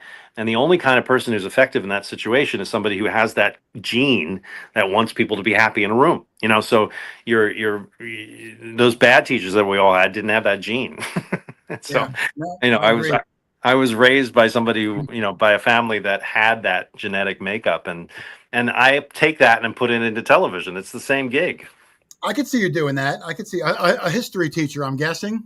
Yeah, right. I mean, I would love to do it. Nowadays, I do this podcast. I should plug it. American History. That's what my next thing was. Yep. Go ahead. So I do this podcast, and it's the hardest job I've ever had in my life. Really? I will never do anything harder than this. Yeah, because it's first of all, it's a much bigger scope than you think. It's a British company, which was founded by a dear friend of mine, and when he decided to do an American outpost of this British company, I was the go-to guy because we'd worked together before. We did this incredible series called Filthy Cities, which is a whole other story. And so the job is tied to the fact of this, and you do this on your show. Anytime you want to build listenership or build a digital presence, you've just got to churn out content. It's a cliche, but that's what you have to do. And the whole gig is to just keep doing stuff. So every week I do 2 new episodes, which means sometimes I'm doing 3, 4, 5 episodes a week because, whatever scheduling problems we have. And so we just constantly move through this process. So every episode is mammoth history, like a big, big piece of history. Just this week, I did the loss of the Philippines in World War II, right? Douglas MacArthur, the whole thing about losing the Philippines, World War II for that guy. I have to give the background and the aftermath of this whole show. And then what was the other one I did just yesterday? I did 4 of them this week. And then last week came out yesterday. Yeah. And so I don't know if you recorded it, but it came out yesterday. Yeah. So I do a ton of writing on these things. I write the producers write stuff, and then I rewrite it, and we go back and forth a lot. It's a very collaborative effort going on here. They pre-interview this guy, and then I get the interview, and it's done in real time. And so ideally, it's a real conversation that needs as little editing as possible. Anyway, the whole point of this thing is we're on to season 3, and it's 300 episodes we're up to at this point. We started in 2022. And I have learned so freaking much American history. I can't believe it. It is both gratifying and daunting in that I didn't know anything before. I was Yeah. like, I was a fifth grader before, And you have and a lot now of I'm, scholars that join you. Although I've listened to a few of them. It's not like you and your drinking buddy. Like these are scholars you're oh, having come on that really fill in those hardcore. gaps. Yeah, hardcore people who write big books and are major PhDs and teach classes. These people know their stuff. And the company, to their credit, History Hit, cares about their reputation. So they want the best of the best people talking on these things. So here I am, this yokel from television who's got to go into the trenches with these guys and really talk the talk. I got to do a ton of reading. I got to do a ton of production. I have to rewrite stuff. I have to really go through the whole process. And so here I am I thought, the tail end of my career in this factual programming, and I'm working way harder than I ever worked on television. Yeah, I don't know if you actually said the name yet, but it's called American History Hit. You can get Yeah. it probably where any podcasts Yeah, are and it's available. free. I mean, you can go It's there. free. You can subscribe to historyhit.com, and there's a ton of stuff on there. It's an SVOD platform. What does that mean? I don't even remember. It's I don't know video what the on demand. Whatever the S okay. is, it's video streaming video on demand. That's it, SVOD. And And the topics are such a range. I mean, it's American history. It's everything all over the from place. Richard Nixon to Al Capone to the Revolutionary War to the Salem Yeah. witch trials. And I'm going to pitch this hard because anyone who's interested in this story that I'm telling about myself on television will find this stuff really interesting. And I'm not just saying it. I mean, you basically get a 101 on major events of history that by the end of that half an hour, I would challenge you to not have learned a lot from that 30 minutes. It's really interesting. And we try to do it from that standpoint of like, I'm just a guy who's trying to learn just like you are. And I have, of course, questions, and I have production stuff that's helping me, briefs and so forth. But it's really a kind of guy who doesn't know anything finding out everything from somebody who really does. That's the idea. Well, I disagree, though. I think you actually contribute a lot during the conversation. I don't think you're just some schlub who's taking I it had in. a friend of mine. I had a friend of mine tell me the other day, "Shut up about the ignorance thing. You know a lot." I think yeah. I listened to one a night or two ago. It was really fascinating where it wasn't really a history one as much as it was what would life be like if Britain won the American Revolution and we stayed British colonists. And I'd never really thought about it before. And you had some experts on, from the time, and they were talking about strategic battles that we very easily could have lost, that we just, got away from. Charlie, like I said, his family's been here since colonial times. He had relatives fight in the battle. So, and a lot of where we detect every week are along George Washington spots, and we're looking for something that he potentially could have held. So I love that kind of stuff. And I thought it was an amazing podcast. And like you said, it goes by like a flash. Yeah. And I believe there are, let me see, I don't even remember, like over 300 podcasts up there. So I wanted to plug it for you also. You do a really good job, and it's very well edited too. It's not like a live stream. It's cut, it's tight, it's crisp. So make sure you guys check that out when you're driving in the car, sitting at home. Yeah. And then, if you listen to the first 10 minutes, you'll get a lot. You don't have to listen to 30 minutes of this thing. And if you do, then great. But there's a lot up front in this deal that'll sort of wake you up as to what that event was all about and put you into context. And the more you listen to, the more you get it. I know that because I've recorded them. So there is a real sense. I guess I could say this at this point. We're sort of down the road in this conversation. History matters to me a lot. It has been a diminished part of life in this age of disinformation. There's a weirdness about history and people's attitudes about it, like it's something that's subjective and, oh, you should pick this history or that history. No, I mean, I grew up in a time when there was history. you go and learn it.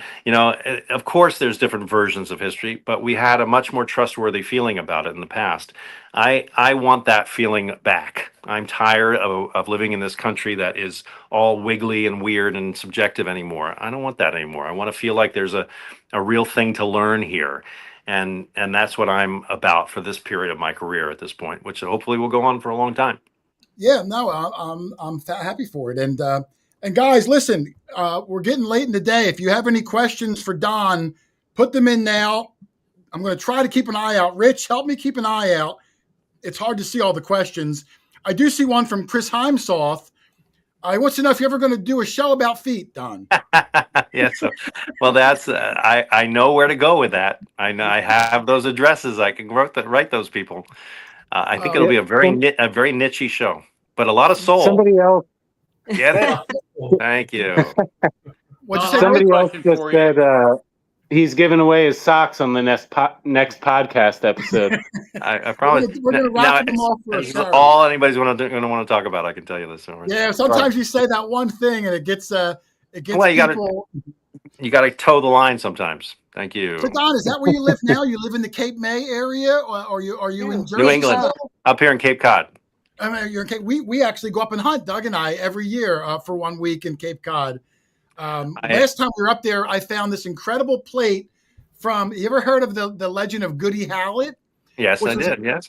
I actually found a plate from Chaz Hallett. Now, Goody may or may not have been fictional, but the Hallett family is very prominent. Yes. And I found a plate from like the 1850s that said Chaz Hallett, and I did a whole little video skit of the story of Goody Hallett and the sunken shipwreck. It was really a fascinating area up there. Oh my God, so much stuff going on up here. I love Cape Cod. It's a beautiful, beautiful place to live. We do it for the summers, but my wife and I also live down in the New York area. So Westchester County, that zone for most of the year, and then we come up here in the summers. I have a boat. I can't help myself. I have a boat.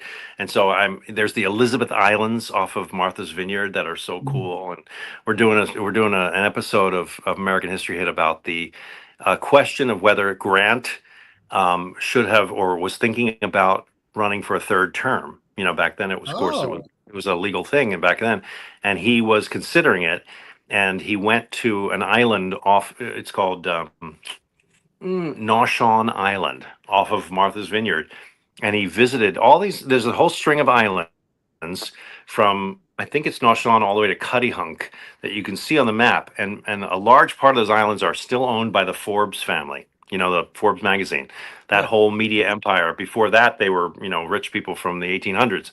And so they bought those islands, and they still own a lot of them.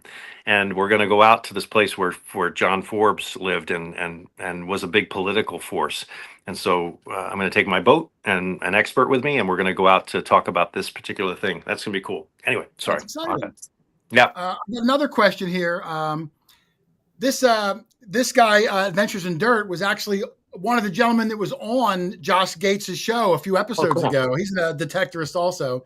He asked if you considered doing some type of traveling live show like Josh does, or have you done anything like that in the past? Josh has, I can tell you, told me to do this. And I went to see him at the Westmount Theater in Montclair, New Jersey. And I saw my friend. We've come up together. I knew him before, before he was Josh Gates. And we've had a very similar path together. So to watch him, tell his story on stage was actually really, really an interesting, bracing experience for me, because I love doing that. I love speaking live, and I love, telling stories. And so he's basically doing that. But I hasten to add, Josh takes these things to another level. He's a very slick and really professional guy about what he does, and so he's got that thing down. I don't know if I would get there, but yeah, it's a thought.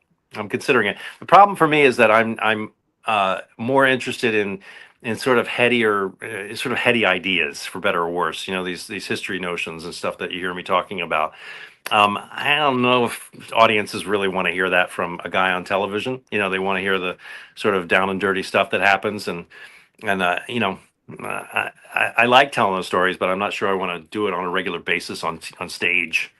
All right. Well, hey, you think it over. I'm sure the opportunity would be there if you wanted. And sometimes life is exciting when you do things out of your comfort zone. I think you're a gifted guy.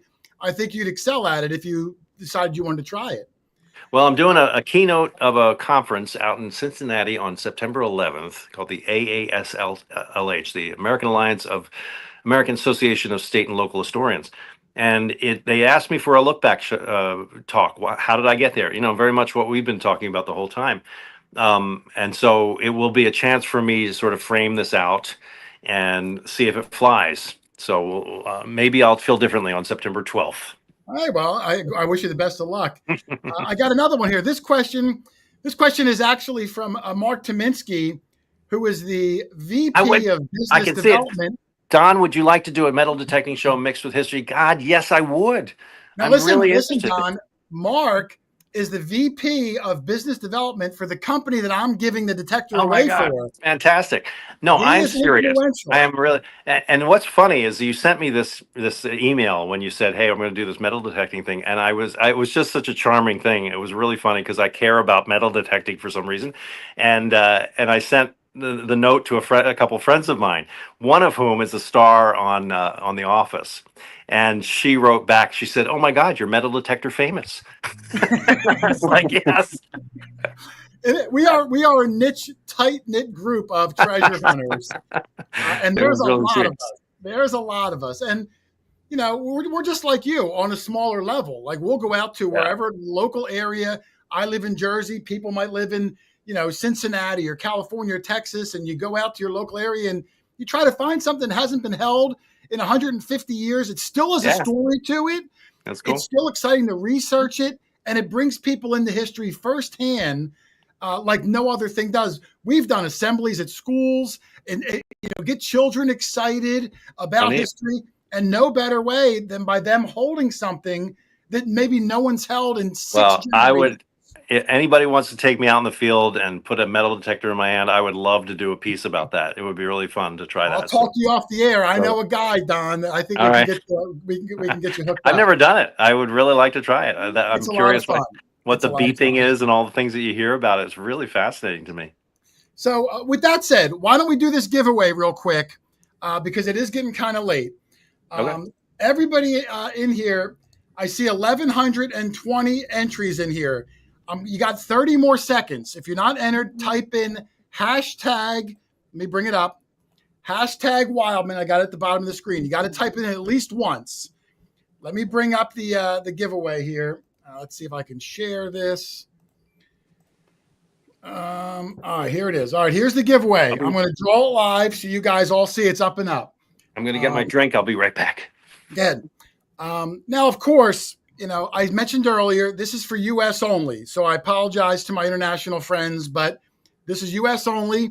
My panel of lovely experts on the side, Doug, Lynn, Rich, Charlie, are not eligible. I'm sorry, guys.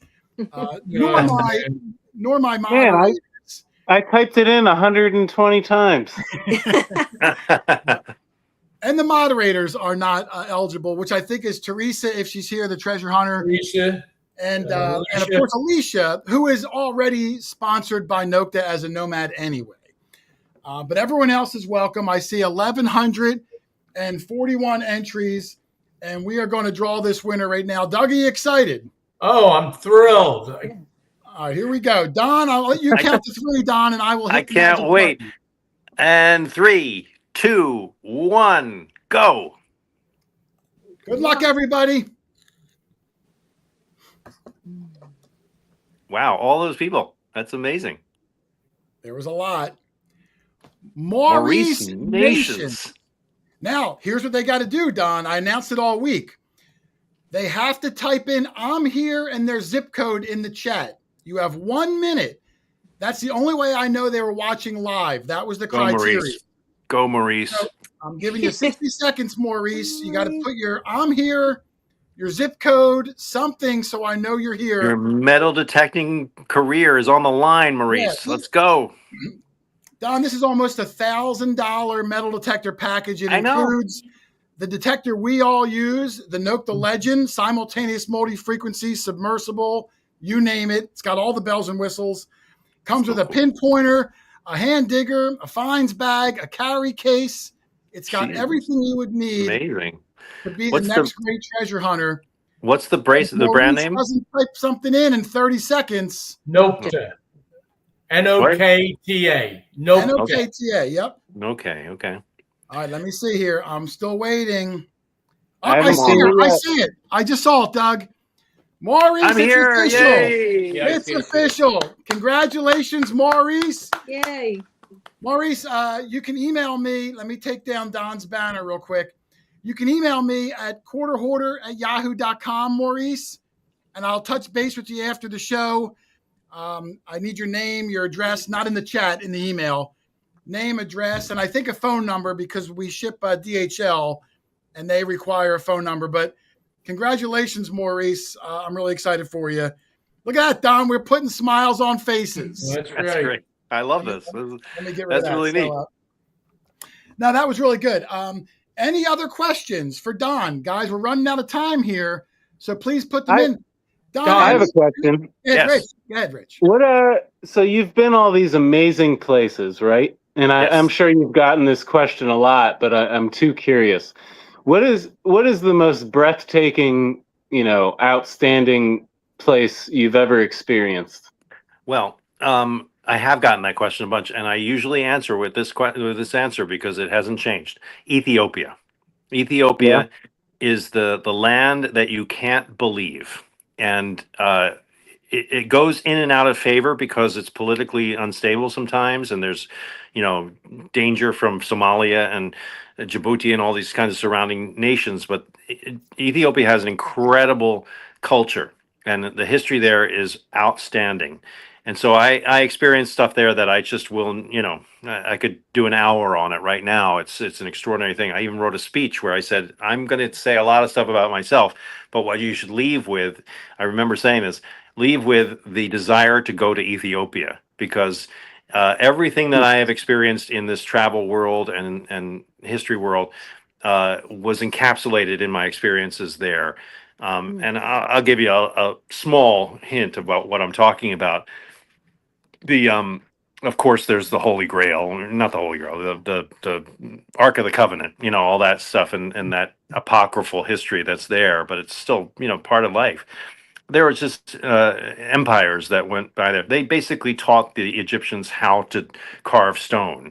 So right there, you're like, okay, I got to go there and find out why this is the case. There are rock carved churches across the northern part. There's an area called Tigray, which is the northern province of Ethiopia, that has some of the most beautiful kind of Grand Canyon type of looks to it. That sort of red clay kind of look, and these structures. Okay, one structure, and then I'll leave it at this. St. George's Church exists in this town called Lalibela, and it is a rock carved church that's carved from the top down. Like here's the stone, and then they carved a church out of the bedrock all the way to the bottom, and they did it perfectly, like with cornices and with little features on the wall and everything. You can go in and out of this building. It's outrageous. And there's 11 of those churches in that place. So anyway, Ethiopia. Short answer. Wow. I got some more, Rich. I'm going to try to bring them up as people put them in. Becca Tedder asked, what historical figure would you like to meet, Don, if you could go back and meet any one figure? I'm not terribly religious, but I sure would like to meet Jesus Christ. Like, oh my Lord, would I like to know that? You will one day. You will. I'm like, can I please know the story behind you? Like, it's insane. And so, yeah, that would be one person. But Constantine interests me. Like these. Oh, there you go. These fascinating figures. Yeah, figures that changed all of history in one fell swoop, in one lifetime. I've never understood Paul, like the story of Paul going from being an apostle to sort of spreading, like he's the source of all of Christianity, and an intense guy, I hear. So it'd be interesting to know him. My favorite outside of that world, I have to tell you, the Islamic world is a phenomenal experience to get into, and that world is accessible, especially through Istanbul and places over there. Some of my most moving spaces I've ever been in have been Muslim spaces and mosques and so forth. It's just an extraordinary culture. So the company that makes our detectors, the one we gave away, Nokta, are actually based in Turkey, in Istanbul. Oh, wow. Yeah. Incredible technology too. There was another question. Scott Condon said, What's your opinion on the Oak Island treasure? Have you ever watched that Oak Island show? I wish I was on it. It's the never Don't we all? it's the Don't we all? never ending franchise. It's just it never ends. It's the mysteries of museum of fact explorer adventure. I don't know. They sell me on it every time. These shows exist for a single purpose, which is to entertain people and Sure. to draw them into an adventure world that you may or may not believe. I don't know. These shows where they never quite find what they're looking for kind of drive me a little bit crazy, but the process of it is always interesting. So good for them. If they found it, there'd be no show. That's right. Exactly. Here's what Marty Smith asked: if I demanded payment for your appearance. Oh my God! I had to pay so much money, and I had to throw in a metal detector too. Yeah, he had to throw in a metal detector. He told me he's going to mail me the field jacket. That's what. That's right. Nope. All free. Everything's free here. I'm going through. Let me see. Are there any other questions on here? I have one. Go ahead, Lynn. On a little bit more personal level. Yes. As much as you're into history, is there anything that you personally collect? Well, it's a little embarrassing, but I like scrapbooking. I'm a big scrapbook guy, and this is why I do this. When I was on the road a lot more than I am nowadays, it was not embarrassing is the wrong word, but it sort of felt shameful that I would have these insane experiences, like truly like off the chart experiences of learning and adventure. And then the next day we get up and do something else. And I became aware of the fact that I was forgetting what I was doing that day before, and what a crime. Like I had these visceral experiences that I will never have again, and many, many people don't ever get a chance to and get paid for it. Like it was just amazing. So I started picking up little scraps along the way, quite literally, like matchbooks or whatever, kind of detritus would be in my world in that moment. And I'd collect it through the day, and then I'd end up in a hotel room either that night or maybe I'd do them all at once in a week. And I'd sit in this room and I started using these moleskin these little books, and I started pasting them in and making little collages out of it. And I got a little obsessive. Like I love the little envelopes that your hotel key comes in, because suddenly I could stick all these different things in them and you could discover them in the thing. So I have tons of these things. I have an entire cabinet full of moleskin books you can't close because they're this big. You know where I learned this was a guy, oh my God, now I'm going to say this and I can't remember his name now. Peter Beard. Peter Beard, the famous photographer, was also, he died a couple of years ago, but he was very famous for keeping scrapbooks. And these, in his case, it was art. It was like these gigantic, self-published leather tomes, and he would decorate them with animal blood, and all kinds of bones would be stuck in there. He'd throw anything in there. And I went to see one of Peter Beard's shows because I liked his photography in New York. And as I was in there alone on a weekday, and there was Peter Beard behind me, and I was fixated on his scrapbooks, and I realized that I was missing this chance to collect all this stuff that I would just run into all day long, from business cards to matchbooks. And so that's what I do. I collect all these kinds of stuff that represent my experience, and then I arrange them in little books. I think that's really cool. I love something tangible, in a world where, 50 years from now, we're leaving behind just a digital footprint. I know. To have something tangible that would spark a memory, I think that's really cool. I do that all the time. I pull these things out and I'll look and see, what was that person that I had? And sure enough, I can find that page of that day, and it brings the whole thing back to me. Well, scrapbooks were really big in Victorian days, because we find old ones, and looking through those, they've done the same thing. Not so much with travels. It was more cutting pictures out of the magazines of the day and everything. But yeah. But you're right to ask me. I am really fascinated by the collecting world. And I remember my dad gave me a book when I was a kid that was all about collecting, and I just completely disregarded it. I just didn't get it. I never got how people did this sort of thing.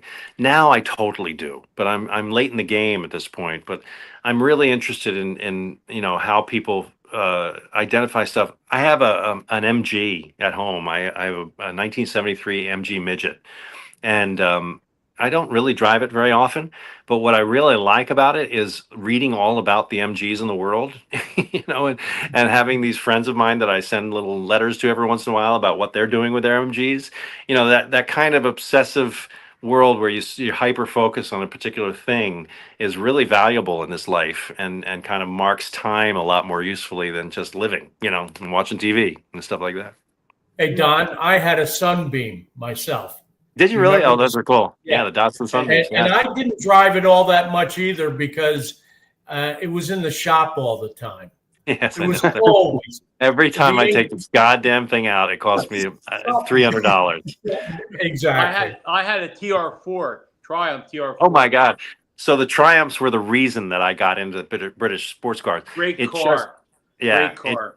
It just so happened that my mother, it's a long story, but suffice to say, there was an MG involved in an antique deal because she had to sell off. The consignment person had to sell things off, and so when I went to sign the contract to sell off all my mother's stuff from where she was living, there was this MG on the front lawn. So I folded it into the deal. I said, I need that car. And so for nothing, I got this 73 MG that immediately cost me $1,000 just to get it off the transport vehicle. Yeah. In order for it to function. Was it green? Was it green? Orange. It's orange. It's persimmon orange. Okay. Wow. That's a weird color. No, it's cool. I wish I could share a picture with you right now. It's I call it Midge for obvious reasons. And it has given me great pleasure. And that car's on the road right now. If I was in Cape Cod, I could see you driving Midge down the street. It's in the garage in New York. I'm sorry. Okay. I drive a 94 Jeep Wrangler up here, which I bought new in 1994 for my 30-something birthday present to myself. And I still drive the damn thing. You still got it. That a Jeep is very Don Wildman in my mind. Yes. Well, sure. Do you have any duckies on the dashboard? You got to have ducks on the dashboard, right? I have one thing. I have a magnet of Niagara Falls from the first time I drove that car across the United States, which was in the 90s.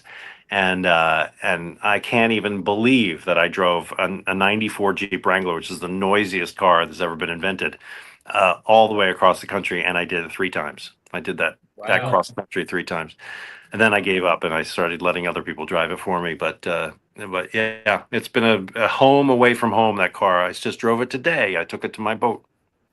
Yeah. Your boat, power or sail? Let's talk about it. 30-foot Sundancer 300. Okay. It's a power boat. I was not a boater when I decided to become a boater, which was kind of pandemic-y.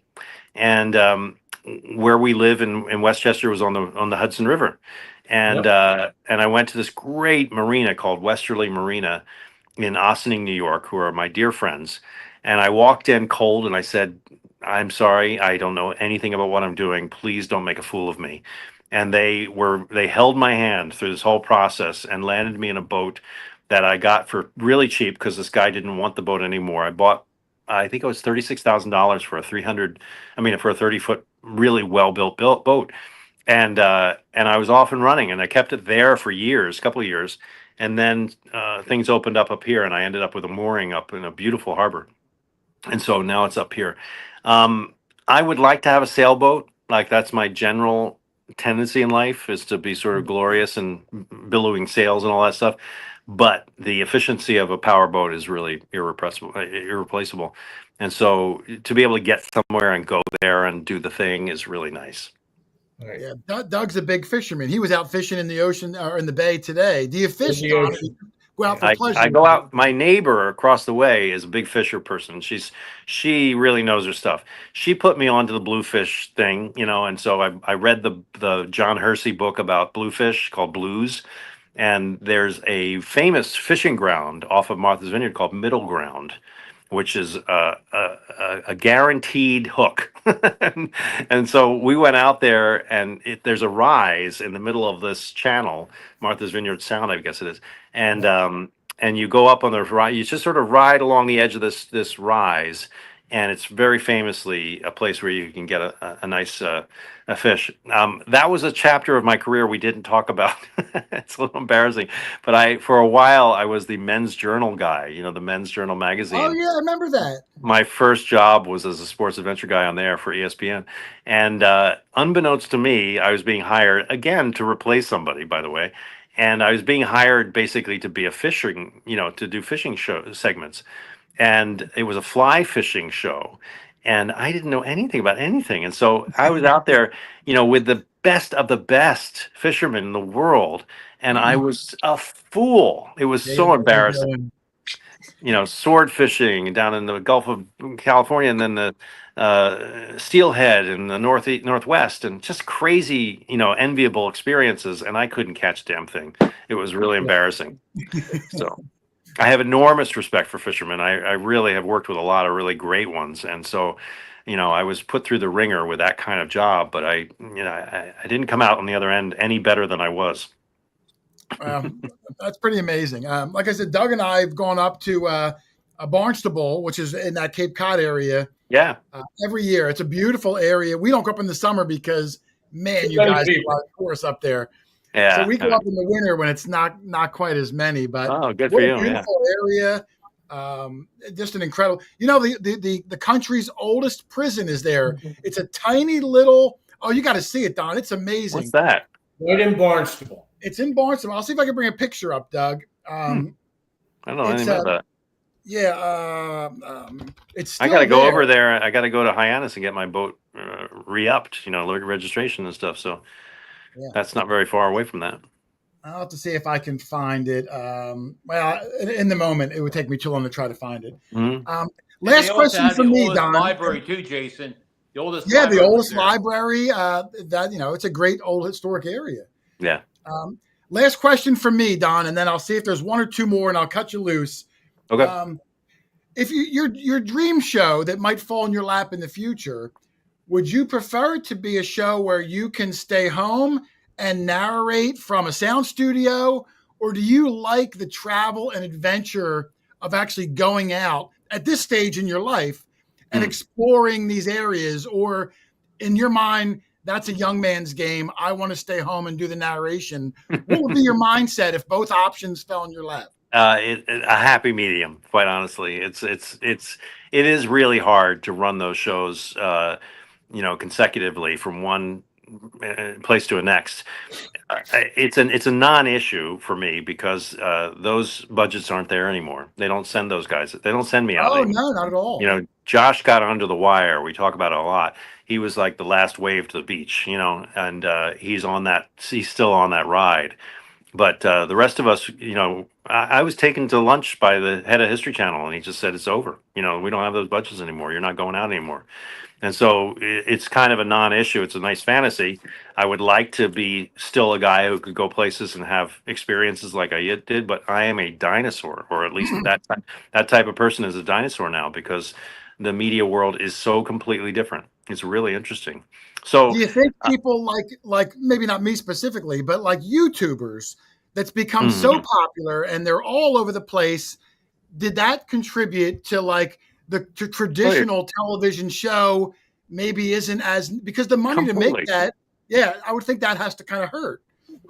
To do a show like Cities of the Underworld was, $300,000 an episode. So do the math. Wow. That's a gigantic amount of money. And so you can't do that kind of thing anymore because you can't aggregate that many, you can't accumulate that many eyeballs to make the kind of advertising money on that you used to be able to do. Nobody watches television anymore.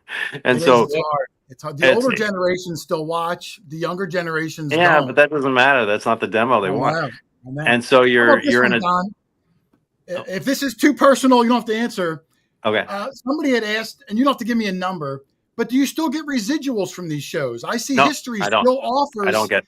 Those were all. It's all right to work. Everything cable. So here's a little basic historical lesson.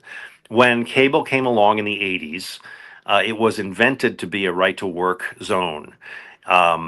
The broadcast networks and the premium cable networks were going to be unionized. they would remain unionized.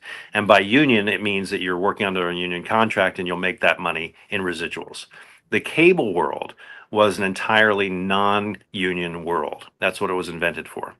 And so those of us who are interested in doing history and travel and those kinds of fringier stuff basically made a bargain to say, okay, I'm going to do this work to do what I love doing, and I'll make my money some other way. I'll write books or whatever else, Right. And but the residuals will never be there. So people think I'm a billionaire because Someone's a Mysteries of billionaire. the Museum runs all the time. I made good money, but it was all up front. I It don't was just make that time. So even though history is replaying it now, not saying that anything. you're not seeing any of that. I could lie and tell you I'm Oh, you're not gonna lie. I mean, that's fabulously wealthy, but it's not like that at all, because anybody who knows what's going on in that business knows that Don Wildman is not making residuals. Yeah. Do you do signings? Like, are there conventions and things like that they'll come have you come out and do signings? I have to think you are such a notable name in that world for so many years. You're very flattering. I would love to, but I don't. It doesn't happen. Again, Josh, my friend, reminds me that I'm squandering an opportunity all the time. So partly I'm just lazy, and then partly I just don't believe people actually want that. And then I have an experience like this, which is so lovely, that it reminds me that I've done something that people watched, and so I might do something about that.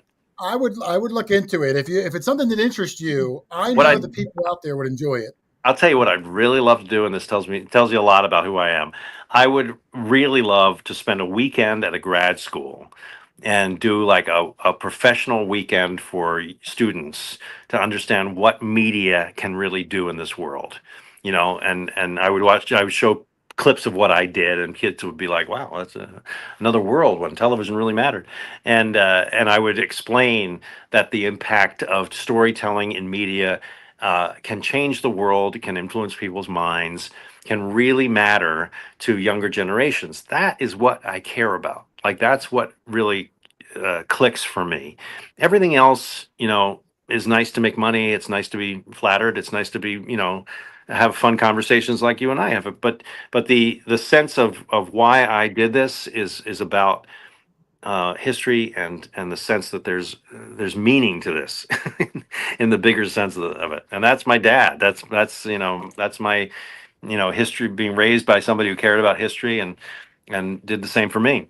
So anyway, we are entering. Here's a good thing, if I may end on my voice on this. We are entering into a very important point in this country right now. Next year is 250.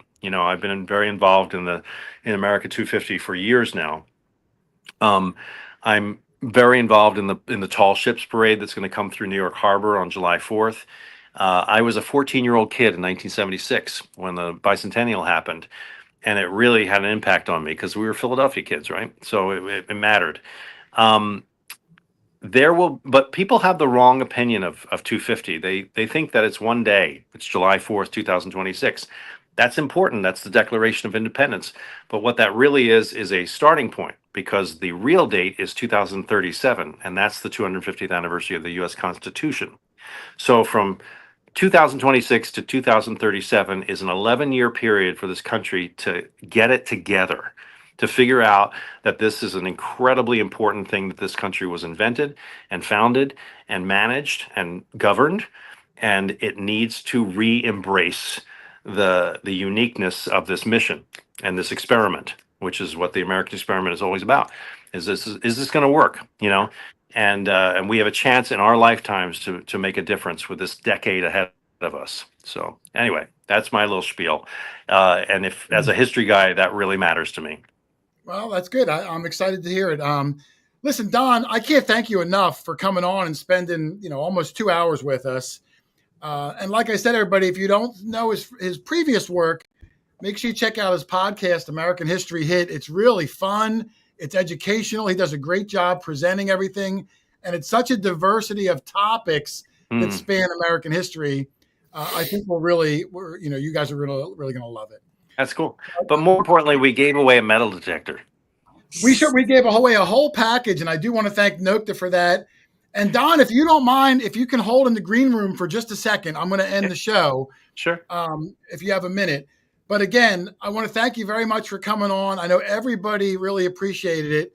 And I can't wait to maybe have you on again. I'm sure you seem like to talk a lot. I barely got through my intended questions, so I'm sure it'll be another fun endeavor. Thank you. So and thank you for very much. Your fellow hosts. I'm sorry I talk so much, or you guys would have had more to say about this. That's the whole point of a guest. We get plenty of talking time. So we're used to it because Jay usually talks the whole time. I listen. Someone's got to talk a lot. That's just the way it is.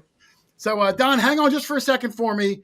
But everyone else, I want to thank Don for coming on, and I can't wait to have him back on again. Everyone, the famous, infamous Don Wildman. Thank you, Don. You're welcome. Thanks, thank you. Okay. Doug, what do you think? Don Wildman, I mean, I was really looking forward to him. Someone I knew and respected his body of work. And I was so honored that he, even replied to me, let alone, carved out a big chunk of his time to come on our little program. And very, very articulate. Oh, great guy. I think he even dumbed himself down a little bit so we could understand. Because he must have watched some of our videos. I'm not going to use any words over 7 letters. But no, a great guy, phenomenal guest, and I want to thank everybody for hanging out with us. I did see that the winner of the machine Nation. Yeah, it looked like they were having a hard time emailing me. I thought it said. Let me just see if I got the email. I do have the email. So Maurice, I got you. I will reply to you after the show. But Doug, I want to get over to Don. I had a few things that we'll talk to him about off camera. Okay. And I will give every one of you guys your final thoughts on the night before we get out of here. Again, very entertaining, very articulate gentleman, and I was very impressed. Yeah. And I have to be honest, I haven't seen all of the shows. Was familiar with a few of them, but I'm going to have to do a little binge watching myself. Yeah, he makes history interesting, and that's the key. And that's what we try to do. Absolutely. We do it every week, and we get to hold things in our hands that people held in their hands 200, 300, and sometimes, like Charlie and I have found, up to 1,000 years old. So sometimes I can't turn my back to Doug, so I know how much he likes to hold things in his hand. So I got to keep an eye on him. Yeah, watch it. Lynn, any goodbyes before we wrap it up? It's been a late night. Yeah, again, that was really fun and interesting, and to see somebody talk as much as you was really interesting. I think you were almost out-talked. That's the point of a guest, though. I like it when a guest will really contribute that much. People hear me every week. He definitely holds his own, and it was a great night. So thanks for arranging all that. Oh, I'm glad he even came on. Rich, final thoughts on the night. It was a great show. I could listen to him talk for hours and hours and hours. I think, like you said, we could just come up with a million more questions for him, and just a very real, articulate person. So it was a joy for sure. Yeah, great guy. I had 82 questions that I keep as notes just so there's not dead air. But I probably had about 35 or 40 I wanted to ask him. I got through like 16 because Don's a great audible speaker. So he takes something and goes on a tangent, but it's entertaining and it's informative. And, I don't need the notes if someone can hold a naturally entertaining conversation like that. So maybe he answered some of those questions in his talking anyway. I'll have to go through them later. I couldn't follow them all, but it was a great time for me too. Charlie, any last minute thoughts from you, sir? Yeah, I thought it was kind of cool that he lived close to you, and his father was the principal of the school that you went to. And another intriguing thing is the fact that he comes from a Quaker background, right? Which are very reserved and very conservative people. and he has explored the world and been here and there, and I thought that's kind of neat. He would love our area with a metal detector, since we deal with so many Quaker areas. Yeah. Who knows, Doug? Maybe there'll be a future episode of a quarter hoarder with, another metal detectorist with us. That would top the Beavis and Butthead. I didn't even get to brag to Don that we've been on Beavis and Butthead. I left that out. I know he would have been floored by that. Still waiting for my SAG card. Really impressed. Yeah. If he only knew that he was in the presence of royalty. Exactly. So, all right. Well, listen, we're gonna wind this up. I wanted to say goodbye to Don offline, but listen, everybody, thank you for hanging out all night. Yeah, thank you for showing up. And real fast too, Doug. Next week, I'll make an announcement. We have a special guest next week, Lori Gagne, who was on the TV show Red River Gold. It's a detecting show up in Canada. She had a really popular channel on YouTube also called Relic Dirty Hands. Super nice lady. I've known her casually for many, many years. So we'll have her on next week, talk about her diving into, the television world, what that's all about. So I'm really excited to have her on. So next week we will have her on, Lori Gagne, and I might be mispronouncing her last name. I only text you, so you don't know how to pronounce it. So that'll be next year, same bat time, same bat channel, Doug. So, all right, well, listen, everyone else, thank you all for hanging out all night. My voice is almost going. So, hey, happy hunting, and we will see you on the next one. Later. Good night, everybody. Good night.